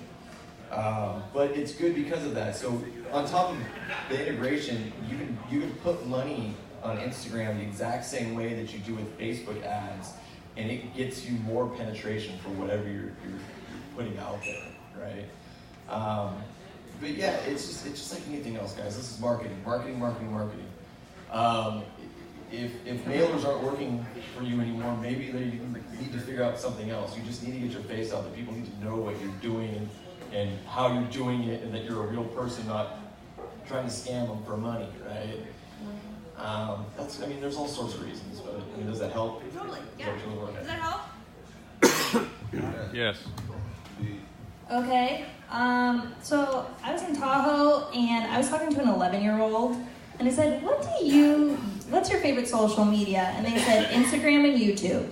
So YouTube is a great way to teach people about real estate, teach people about real estate investing, teach people about what you're doing. 5-minute YouTube video posted every day will really build your credibility. And you should all have a website as well. And your website should link back to your social media pages because people will look at your website and then they're gonna look at your social media to make sure that you're really a person, okay? What'd you say? I stopped using it years ago for the same reason, not much interaction. Yeah, so Instagram, or Twitter, I wouldn't push it. You would need a really big following. Facebook is, again, number one. Okay, so what is something that you can do right now to help your real estate business? And I have 8 tips. Choose the right platforms. Facebook page, Facebook, Instagram. Create a post calendar. So what I do is I create everything in batches. So I think of some, maybe like questions people are asking me about real estate. I'll create a whole thing of batches. I actually took Ryan Nichols cards and I just read them and I posted that as social media content. And I really put the bootstrap thing in the picture so people knew where I got it from. Encourage engagement. So Facebook and Instagram is looking for you to put a post and then people are gonna comment. So you kind of ask questions or see where people are going, and then you have an hour, and whoever comments, you have to comment back to go high up on the algorithm. That's what they're looking for. Don't over promote. I tell a lot of my clients, you should have 3 things. You should have a little bit about you and your story and how you kind of got into real estate, what you do in your business, and also what you do for fun. You don't have to post that you're a real estate investor all the time. Post something funny. Post something, kind of a little bit about you and your personality. And post things that are fun. People want to be edutained. So educate them and entertain them as well. You want to be seen as an authority on all your social media platforms, so teach them something that they wouldn't know before, okay? Shane's done a lot of really good posts about that. Good job. Share video. I'm doing live video right now. That's what Facebook and Instagram want. You can interview people on live. You can bring them on. You can even do a live right now. Everyone can whip out their phone and do a live right now, and your algorithm will go up. And when your algorithm goes up, that means more people will see your posts, okay? Hug your haters. You will get haters on your social media. It just happens. It happens to everyone. You get haters on your social media? He used to be in a band. Hell yeah. Okay, story time. Okay, so really haters, right? So I used to be in a band, and we were on tour one time, and someone decided to pick me out of our band and literally created a hate Twitter page with all sorts of vulgar, foul stuff, and would literally just sit there and attack me all day long while we're on tour. So it happens, but it's BS. It's probably some 12-year-old kid in his mom's basement. Jealous Yeah. of what you're doing. Whatever. Yeah. But it happens. It's How did you it's handle really it? funny. I laughed. It's hilarious. I don't care. I don't know. Okay. I think it's funny. Yeah, you can laugh. Sometimes it hurts. Sometimes people can post some things that are really hurtful, especially if you become really successful and they're jealous, or you're having a really good life and they feel like they're missing out. So Eric always says, what do you say? Hug. Yep. What do you say? Hug your haters. Hug your haters. Kill them with kindness. So, especially if you guys follow Gary Vee, he says some of your haters that you're going to get are going to be your biggest fans. Hi. Would you like to speak? Okay. Must be doing something right if you get haters. You must be doing something right if you get haters, right? He wants to hate on something. So this is only ancillarily related, but it's important that every reader should know. If you're going to go on social media and you're going to have a website, if you get a website, say your website is imawesome.com. You should also get imawesomessucks.com, because your haters will. And I know that because I have. So I got burned by a car dealership, and I actually sold them their domain sucks.com for $10,000 after I put up a counter page for them. So that car got cheaper by $10,000. So, but protect yourself. Buy the yourdomainsucks.com and probably .net and info, and they're like $6. Just buy them all because it's brand protection. If your brand gets compromised, you're toast. So that's all. Thank you. Yay, haters. Any type of alternative spelling, and if you end in capital the OL plus the AL and all different types of spelling, they're like $2 each. It's way better to do it than have someone smash you. Right. No, that's a really great point. Think about, what you're kind of branding and how people are going to put you down, and kind of beat them to the punch with that. So hug your haters. Gary Vee talks about it. They're really people that are trying to reach out, and they probably just want to talk to you about what you're doing. He had some haters about his book Crushing It, which I raffled off, and he just sent out a DM and said, hey, what's going on? What's wrong with my book? Or what's something that's bothering you? Just talk to them. They just want someone to talk to. And these people became some of Gary's biggest fans. So it happens. Some people just want to kind of talk to you about what's bothering them, and they just, want a friend. Build a community. Eric does a great job at this with the Real Estate Roundtable group. You guys feel like you have a good online community? You guys feel like you have a good long online community? No? It kind of sucks. Yes, no, hello? Anybody listening?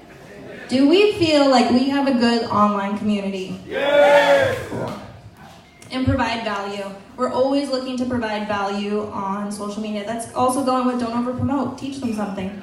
Okay, so Wendy, she won the 1-year social media marketing package with me. And why don't you come up here and tell us what you learned? Okay, you can stay right there. So what did I learn? That this is like one of my most difficult things is social media. What's your most difficult thing? Everything? I confuse mine does nothing, so I do nothing I do very little when it comes to social media. But I have several businesses, and I love all of them, and I love my clients, I love everything that I do, and all the people that, when it comes to social media, it's like I love one-on-one. I don't like the computer stuff, and so, okay, cancel that. I'm beginning to love doing computer things a lot more. And so, yes, I took my very first step and got a release form for social media so my clients could actually sign a social media release of their photos so I could post them without ever getting sued for posting before and after photos. One of my businesses is permanent makeup, so I tattoo people's faces, so I have to be kind of careful with posting their faces without them saying yes, because my salon is called Secrets. And people tell me their secrets, and sometimes they want to keep what they're having done a secret. So you have to protect them and yourself of their privacy. And so I finally got this taken care of. So now I can legally post them. And so first step as far as that goes. And I'm excited. Thank you. Awesome. So yeah, that's something that you can do today. Is everyone give a big round of applause for Wendy. We all deal with contracts in real estate. So just add one more piece of paper saying, if we had a really successful interaction, we did a really successful deal, would you mind if I posted your photo on social media? Everybody wants social proof. We are herd animals. That's why we did video testimonials for Eric's group here. And video testimonials of people saying how awesome you are and how much fun they had working with you and how you solved their problems are gold content, okay? Even if they just have a picture saying like, I bought my first house there and we're so happy, and the kids and the house and everything, and it's you like shaking their hand. Gold content. That's what people want to see, is what kind of results you're getting other people and why should I work with you? Okay? And that's what the social media release forms do. And that way you're just setting yourself up for success in 2019. Okay? Very easy to do, right? Very easy to do? Yeah? Hello? Just fall asleep? Okay. So how can I help you? I have a social media online course for $150, and I will teach you. There's so much to know, but I will make sure that your social media is hot and that you are reaching out to customers. We are creating how to make your own content and how to target to your clients and your audience. See the big picture on how the social media really works, and what the algorithm wants to keep you at the top of your feed. I also have a social media marketing service. I'll post and interact for you every day on multiple platforms, help with content creation, build rapport and authority for your business, and get you more sales by strategically reaching out to your customers. Some people just aren't good at social media. I've gone to conferences. I've done a lot of social media. I'm on it all the time, and it's always changing. So you always have to know what's going on. Twitter isn't hot anymore. Facebook and Instagram are. YouTube is. So if you need help, I'm here to help you. And you can reach me at jeninsactown@gmail.com. Thank you so much, guys.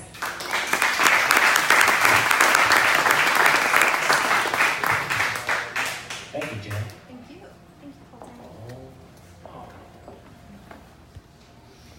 You guys find that valuable? When we were thinking about putting together planning for next year, we really thought that that social media is a big component of that. And she's right. I mean, one of the ways I've really grown this group is through all the interactions we've had online. So just to follow up on the social media, I have one pet peeve, but I thought we'd throw it out to the group and get your input on that. So hashtags on Facebook. So there's a company in here that we have a lot of members here, and they are crazy with hashtags on Facebook. And so I guess my question, since the last one I saw was from Shane. My wife made me do it. So why? I don't know, she told me to. Have you ever clicked on the links on your hashtags on your posts? They go nowhere.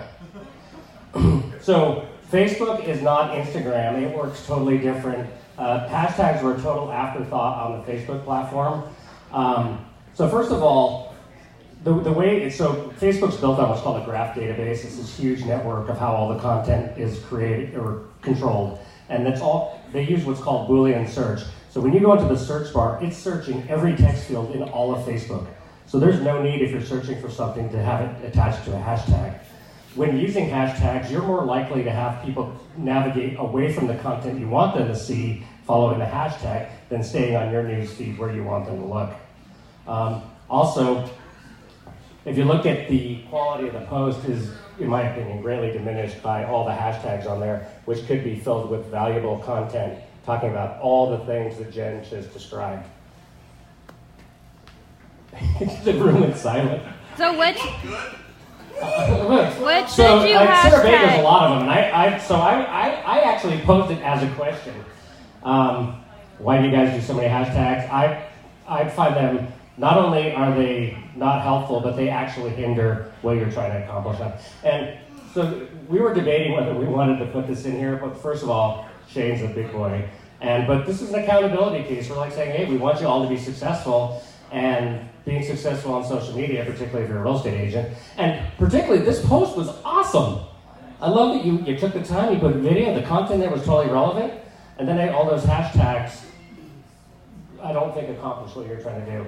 If I'm mistaken, please someone let me know. Hashtags on Instagram.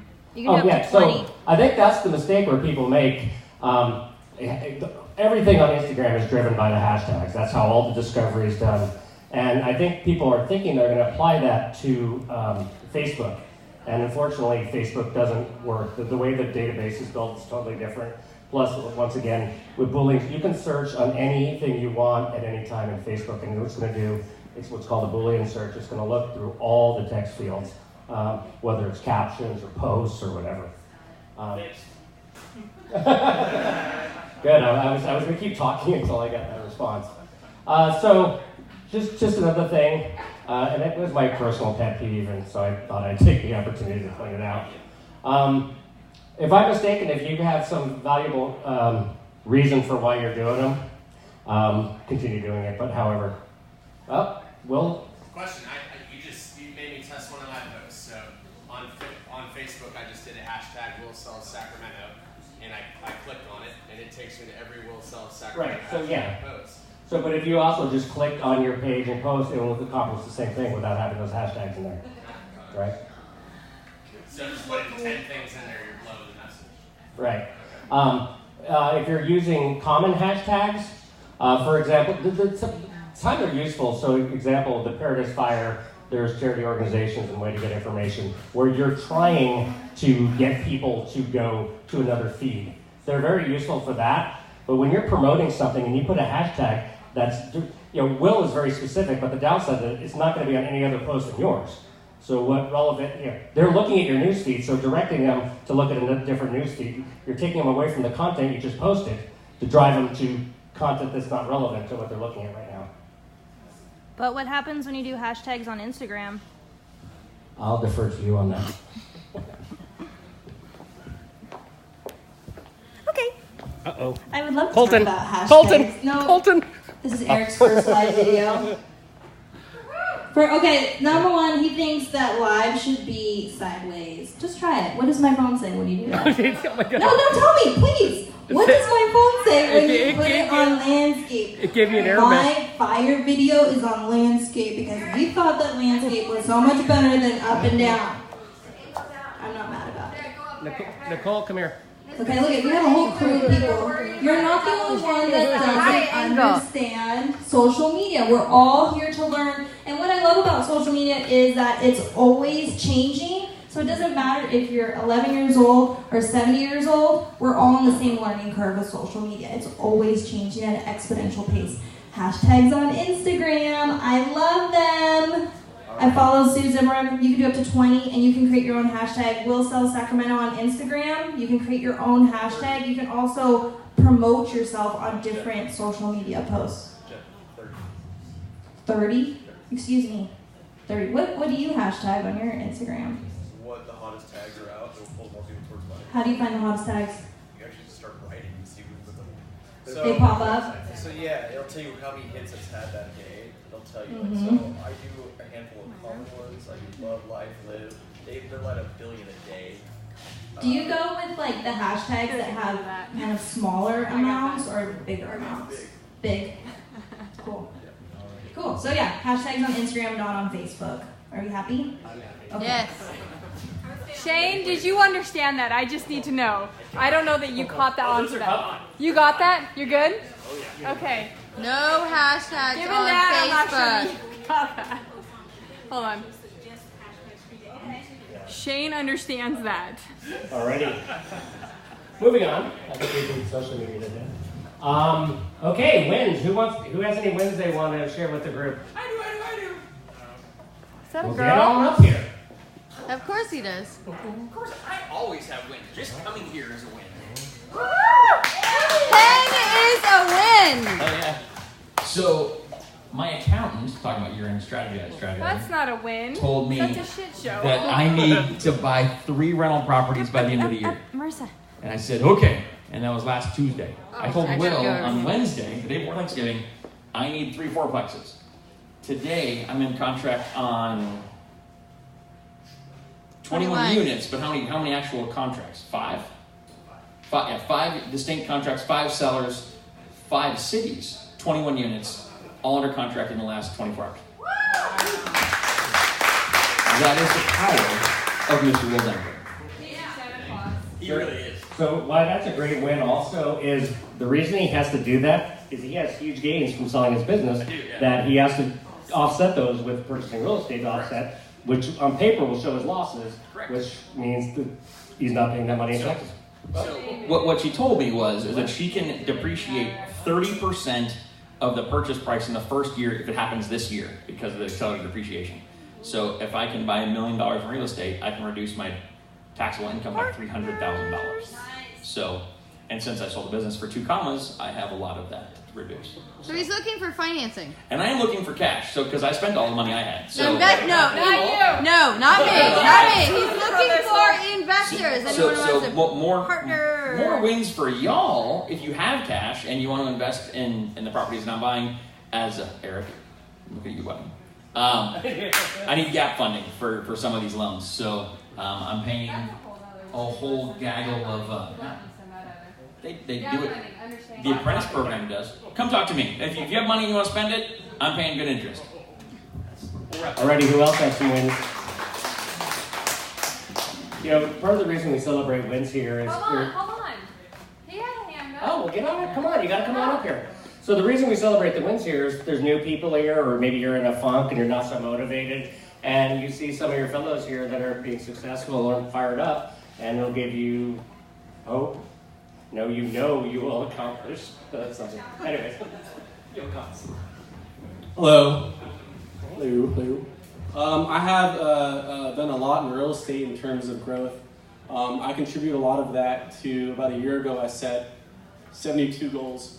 They were 4 goals at a time, consistent and sequential over a 4-quarter period. So every 3 months, you'd probably see some growth in each one. Of the 72, I've crossed off 66 of them.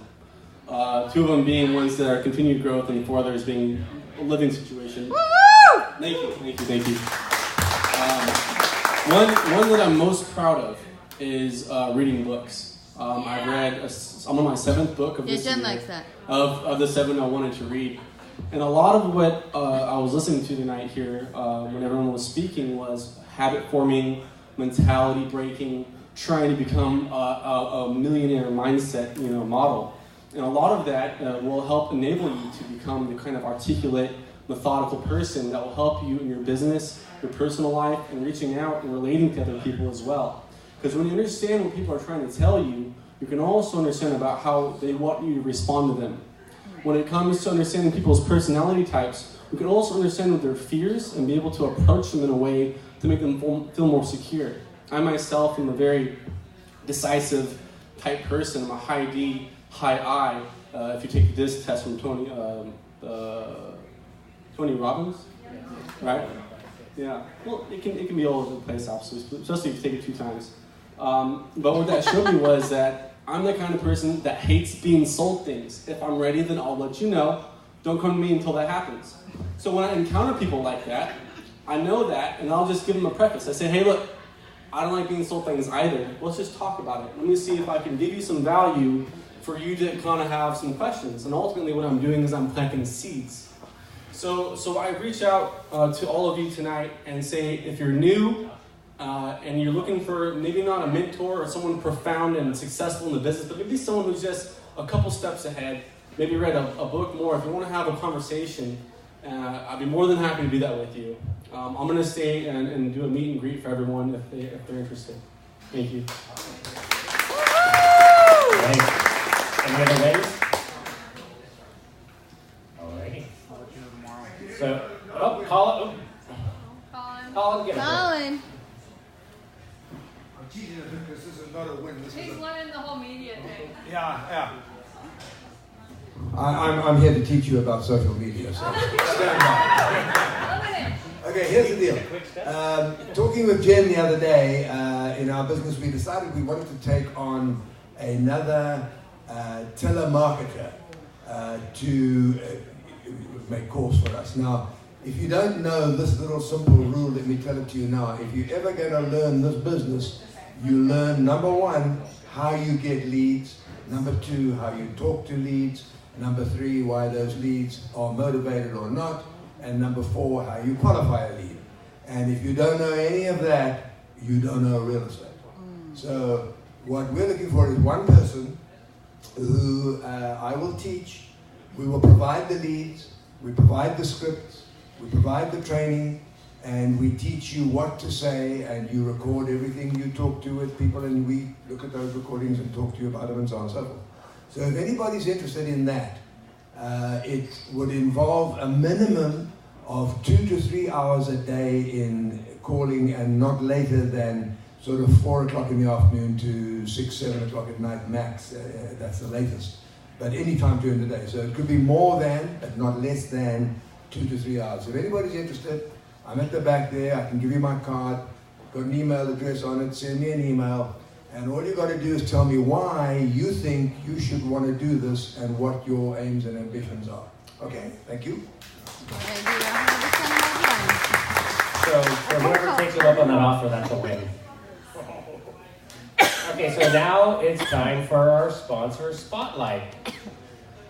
So actually, first of all, I want to thank Dwight. This location is just... He's gone. Yeah. Anyways, this location is perfect for us. This has created so much more opportunity, not only to grow the group, it works better for us. He's normally dark on Monday nights, so it means we have the whole place to ourselves, and it's just really worked out well for us. Next, I want to thank our volunteers. Jen has been integral so far to me. Shane. So now we have CIT, so I want to thank Simone for being our checker-inner in training. So she did a great job tonight. Marissa always does an awesome job. Like I always say, volunteering is sponsorship. After the meeting's over, there's a lot to pack up in a relatively short time, so if you're a hanger-oner, please stay and help us clean up afterwards. That's a new word. Hanger-oner. Hanger-oner? Hanger-oner. That's someone who stays till the end. And also, we've got some new sponsors. So first, I would like to bring up Matt the Mortgage Guy.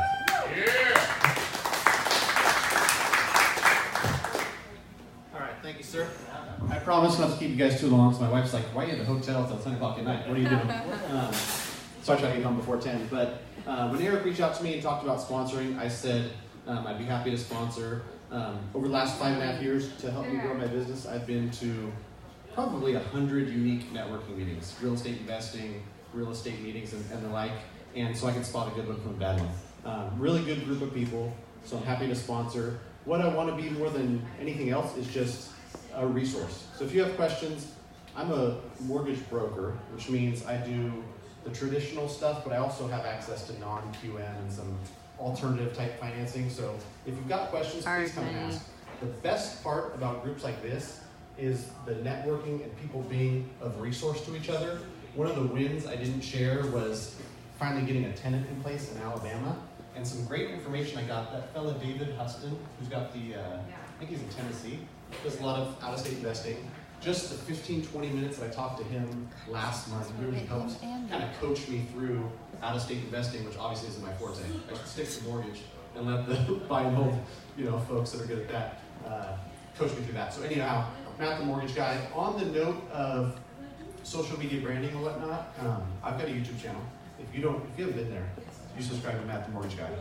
It's got a bunch of great info, and a lot of my social media marketing, I think, is just brand awareness. I'm trying to get education out there and help folks, and I know that without directly marketing to folks saying, hey, come by, come do a mortgage with me, the business comes through educating folks. So I'll just leave it with, please friend me on Facebook, go to Matt the Mortgage Guy on YouTube, subscribe to that if you want to learn stuff about traditional mortgages, and I'm putting up more non-QM stuff as I get into that as a broker now. But use me as a resource. If you have questions, anything to do with real estate finance, I'm happy to help. I work with a ton of investors, so not being super seasoned myself, only having 4 doors, I've worked with investors through hundreds of different transactions, so I probably have some experience with some of the questions you have and can answer those. Thanks. All right, thank you, Matt. Just real quick, so when he was mentioning about David Hudson, that was the Mastermind Roundtable meetup we had about a month or 6 weeks ago. We've got such huge response with that format that we're going to make that a quarterly event, because I think, once again, that learning from each other in that small group format is really an excellent way to learn. Obviously, he took action on what he learned that night and helped out a lot. Yeah, of course. Yeah. So we'd like to thank our other sponsors, Survey Real Estate. Hey, Survey Real Estate. Woo! Woo! Oh, that's right. Don't do that. So we used to just have a logo. It was lame. So I made a new one. And first and foremost, we're recruiting new and experienced real estate agents. We recruited at least 5 agents out of this room, so I thought I'd put it on here and tell everybody else. If you are an agent and you're unhappy where you are and you want to come play with us because we're amazing, come play with us. Call me. What we do was different than a typical brokerage. We do traditional stuff. We buy houses and sell houses for people, right? We do infill development, which most brokerages don't do, right? We build houses. We're building 15 townhomes in Carmichael right now. We flip houses. We have 2 flips active under the company name right now. We take money from investors, many of which are in this room right now. But we also create our own inventory, right? We build houses and then we sell them. So as an agent in our brokerage, you have access to some of that inventory. And we add value to every transaction, whether it's just hooking you up with a handyman or Matt the Mortgage Guy or whatever it is, we will add value to every transaction. And that is key, and that is how we maintain relationships with people like all of you. Why we're different. As Will said earlier, we put our why first before our profit, right? It's our why, our passion drives our business, not a P&L. I'm the CFO. I cringe at the thought, but it's true. We do put our why first. And our why, what it is. We believe everyone should be able to buy a home, right? We like affordable housing in the Sacramento Metro. So if you like any of that stuff, we'd love to talk to you. If you're an investor that wants to put money behind us, I'd love to hear from you. And if you're an agent, come play with us.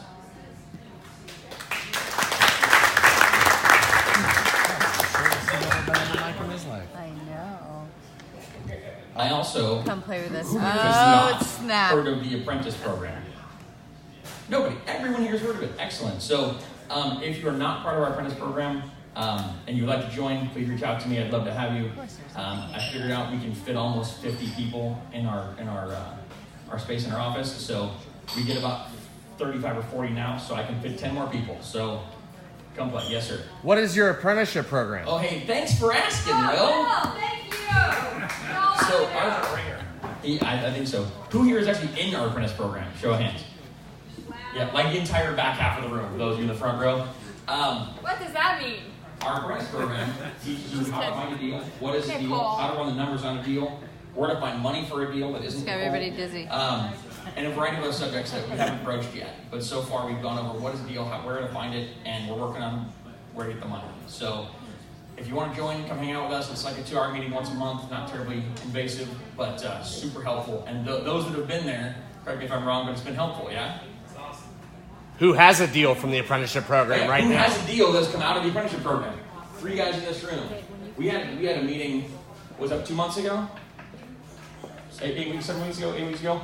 We had 2 deals, two apprentices got into deals in the meeting, literally signing contracts on the conference table. So we can find deals internal to our program. Yes, sir. Free. $0. So I am of the opinion, I've always wanted to be a mentor to somebody, right? My kids don't listen, so I picked adults. And we know a lot of stuff collectively. Yes, sir. So if it's free, what's in it for you? I get to be a mentor. I get to feel good about myself, and y'all bring me deals. At the end of the day, when you guys need help getting a deal done, you come back to us, and we help get the deal done, and we make our money on the back end. You're nodding. Thumbs up. All right. I think, how long has that been? Right? Jen had like 45 minutes. How much time do I have? Yeah, but Jen's at the level all I already told him I think you're down. We're on the mic more than he has today. Whoa. All right. So also in our sponsorship program, we have another level called Friends of the Real Estate Roundtable. And I just wanted to give a shout out to Colin and Guido. They have both stepped up to sponsor at that level. Which leads me to the next. So we are accepting sponsorship. So one of the founding principles of this group is it's our intent to always make it free for attendees. We want to make this information accessible to anybody who wants to increase their financial IQ or build wealth through investing in real estate. And collectively, even with the sponsors, Ken and Will and I have had talks about this, nothing makes me more sick to my stomach when I hear someone who comes to this group and says they just spent $40,000 on some guru education package. And at the end of the meeting, they tell me they've learned more from coming to these rooms than they did from those programs. So our goal is to always make that free, and one of the ways we're going to do that is through the sponsorship. You may have noticed over the time we've got better equipment, projectors, another speaker system, mics that work. So we're constantly trying to improve the experience for you all. With that being said, we're open to any suggestions. Talk to myself, talk to Jen, email me, Facebook, whatever. Pitches. Anybody have a deal they want to pitch? Business they want to pitch?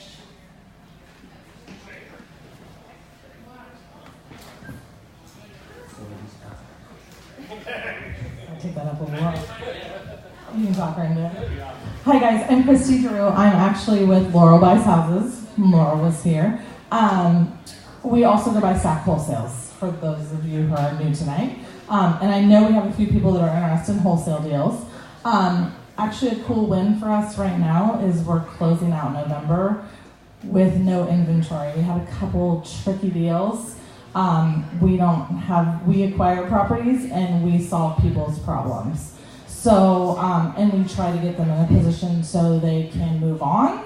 And I think that we had a few that were some challenging squatters in home situations, and we're closing out the end of the week, and we're bringing on some new fresh properties. So probably by the end of the week, you're gonna see some new fresh things going in December. I will give you a couple clues. We've got a Rosemont property coming up. Probably some more deals up in the foothills a little bit. So a bunch of marketing was tweaked, which is not my job. I get the properties when we already have them, and then I put them out to you guys as investors, and we try to work a deal and make you guys some money and get a seller to move on to a better situation or a family to move on. So if you have questions, let me know. I have a flyer kind of about what we do if you're new and don't know, and I'm happy to talk. And again, I'll reiterate, Laurel's doing I think it's second and fourth, but don't quote me on it. I don't make her schedule. You need to talk to Samantha. And she will get you on the calendar, but she's doing afternoon coffee chats, and she will give you all of her tricks and secrets of the business because she's been doing this way longer than I have. So thanks. Christy, it's the second and fourth Wednesdays after 3. Perfect. See, I was right. I saw her. More than I do, I guess.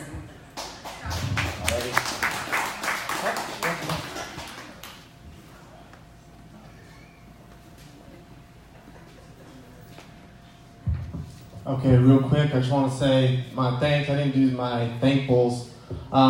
Really thankful for the roundtable. A lot of people in here touched me directly or indirectly. Directly, Sergey, Jack, all of Sierra Bay, Colton, Jesus, all you guys really opened my eyes to what real estate can be. And indirectly, a lot of people here could touch me as well. I saw Laurel here earlier. My first deal I ever got was with a business partner who needed some help on the back end. We got the property through Laurel. That really opened up my eyes to what I could do from a flip standpoint. Early in the year, I was trying to figure out leaving my W-2, get into real estate investing, and I was referenced somebody through an agent of mine. That's actually Dick Norland right here. I don't know if he even remembers me, but I was going through, trying to figure out what I was going to do as far as finance. This was when I was way wet behind the ears, trying to figure out what I was doing from a financing standpoint on a project, and Dick was really there, helpful me throughout the entire thing, and we even identified a property and got as far as setting up the appraisal. Well, the day of the appraisal, I had a pretty serious family incident, which pulled me away from Sacramento in general. So far as much, I jumped in the car and left town. I left the phone. As I was 3 hours down the road, I realized I left my phone. We had this appraisal set up, and I completely left the ball hanging. So by the time I got back into town, grabbed my phone, I was like, this guy's gonna think I'm a total asshole. I called him, I explained to him what had happened. He didn't even care. He just said, hey man, I get it. I know how things go. Get things straight with your family. We'll talk down the road later. And I had never even seen the guy in person. And I saw him today. Here he is. I saw him today announce himself, and I wanted to say thank you for him for that as well. So thank you again for that. Now, with that being said, I'm going to go walk a property tomorrow in West Sac, and they were asking way too much money, and I know that. And I'm going to go and try to determine rehab costs. So if anybody is in West Sac or will be in West Sac, tomorrow at 12:30, I'm going to go look at this property near West Capitol. So if anybody's around that has any more experience than me at rehabs, and I'm sure you all do, I appreciate the help or support.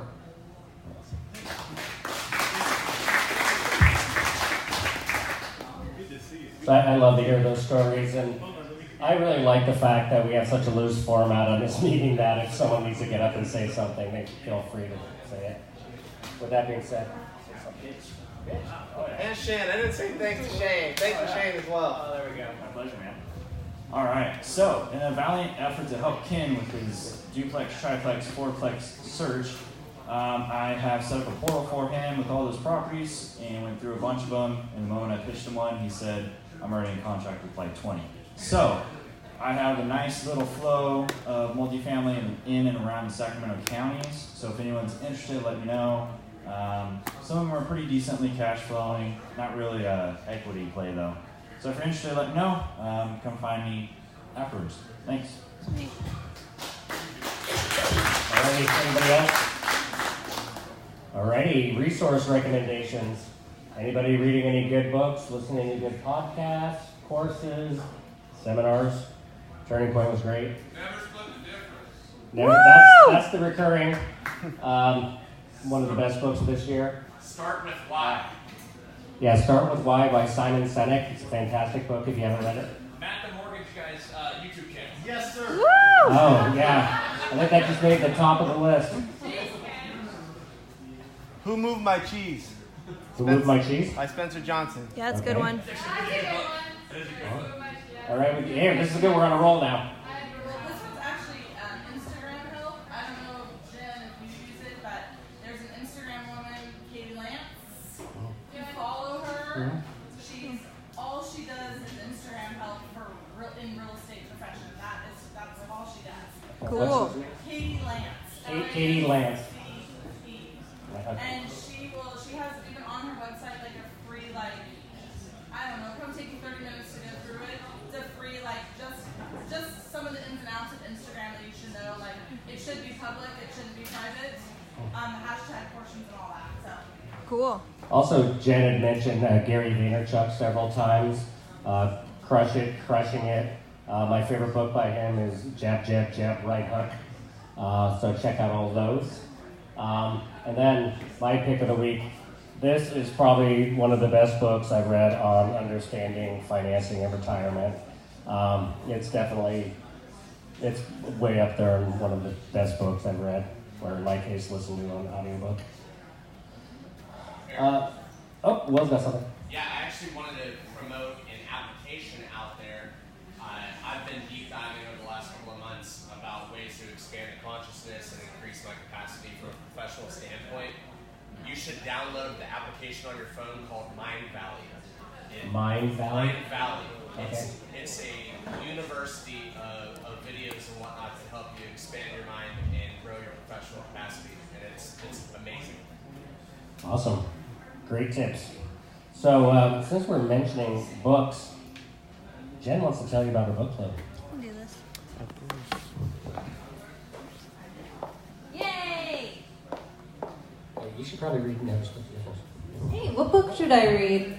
Never Split the Difference. So, we have a guy in the back talking about how important books are. So, we all read and we come and meet up. We have the first, December 3rd at 7 p.m. at Temple Coffee. Never Split the Difference. It's on audiobook. I also post there's a little Facebook group here, little videos. So, if you don't read it, just kind of like the main things. And yeah, who's read it?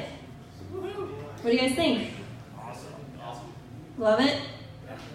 What else are we doing? What else are we doing? Oh, we're talking about the Think and Grow Rich workbook. So everybody recommended Think and Grow Rich. It's a book that you have to read if you want to be successful in life. And we also do the workbook and talk about the chapters as well. Cool? Cool. Right. As was probably mentioned 1,000 times tonight, there's a Facebook group for this. Join the community. In fact, the flip that I did earlier this year, I found on our own Facebook group, so it's another great way to connect and find deals. Another fun thing we do with this group are the Real Estate Roundtable road trips. The last one I went on with Jesus and Colton, it was awesome. If you really want to get to know your friends in this group, you go on a road trip when you're stuck in the car for 2 or 3 hours heading down to one of these meetups. Yeah, exactly. And Jesus will drive too, it's awesome. So if you're not familiar with David Green, he's the co-host of the Bigger Pockets podcast. He is great. He's a very polished speaker and very concise with his content. This one's in Brentwood. He happens to live there, so it's at a big fancy country club. So it's a nice venue, and like I said, the content's great. Also, I don't know if you guys have seen this. Tapan is one of the co-hosts of the Capital City Wealth Builders meetup group. He's offering a 3-day real estate conference at a very affordable price the end of January. So if you guys know Japan, he is a very savvy real estate investor, and he's been in these parts and he's done a lot of creative stuff. So if you want to learn this business at an affordable price, I suggest you check this out. He's also going to have a tour to actually go look at properties and deals. So if you're new to this business or even seasoned, in fact, he extended an invitation to me to go to it, so I am going to go check it out. There's the link on the bottom, or if you need information. The regulars already know, I send out all the slides and the attendant list after each meetup here. We just want to make sure you guys all stay connected and get all the information we provide. Anybody want to share any aha moments? Anybody gain some knowledge tonight that they didn't know before? You got something, Marissa? No, he didn't. He likes the mic. You learned something, right? I learned that I don't have the mic trophy anymore. Right. So what I've learned about going to a lot of meetups, and this one included, is there's always nuggets of information. And like I said, you learn so much stuff just by showing up. And the part, I just love the stories when we were talking at the beginning about how this year impacted you. And when we have these kind of loose format meetings where we just throw it out to you guys, I'm always amazed at the quality of people that show up to this meetup and the stuff y'all are doing. So that's my aha moment. So next time, our next meetup is going to be Monday, December 10th. I would not miss this one. So those of you who are familiar with Ryan Nickel, he is one of the most creative real estate deal makers in our community. Jen mentioned he has the Bootstrap REI flashcards. So what we've done is adapted those flashcards into questions for Who Wants to Be a Millionaire. So we're going to solicit contestants from the audience, and we're all going to play along to Who Wants to Be a Millionaire with questions based on Bootstrap REI. And then Ryan's going to be here to be the judge, so when there's a answer contested, you'll be here to set us straight on that. It's going to be a lot of fun. Every once in a while, we throw in some more edutainment type content. Who was here when we did the real estate investor speed dating? That was one of the crazies. That was so fun. So trying to make it fun and interesting. Once again, one of the main principles of this group is how do we get you guys connected where you get to know each other. I go to other real estate groups, and afterwards when they have their so-called networking, they're like, oh, I'm a real estate investor. And the first thing I said is, well, no shit, you're at a real estate investment meetup. But why do I want to invest with you? And I know I want to invest with Marissa, and with Ken, and with Will, and with Jen, and with Colton, and why I want to get loans from Matt. I mean, when you get to know people on a personal level, once again, it was said at the anniversary round, I kept hearing it when everybody said what they got out of the group, and I heard friendship, friendship, friendship. And I can't say that about many other meetup groups that I go to. So I am so thrilled that you guys are a part of it. And we'll see you guys again in a couple of weeks. We got the room till 10, so please stick around and network. I hope somebody said something tonight that resonates with you, so make sure you run over there and get their contact information, make some connections. And for the hanger-oners, please help us clean up afterwards. Give yourselves a round of applause.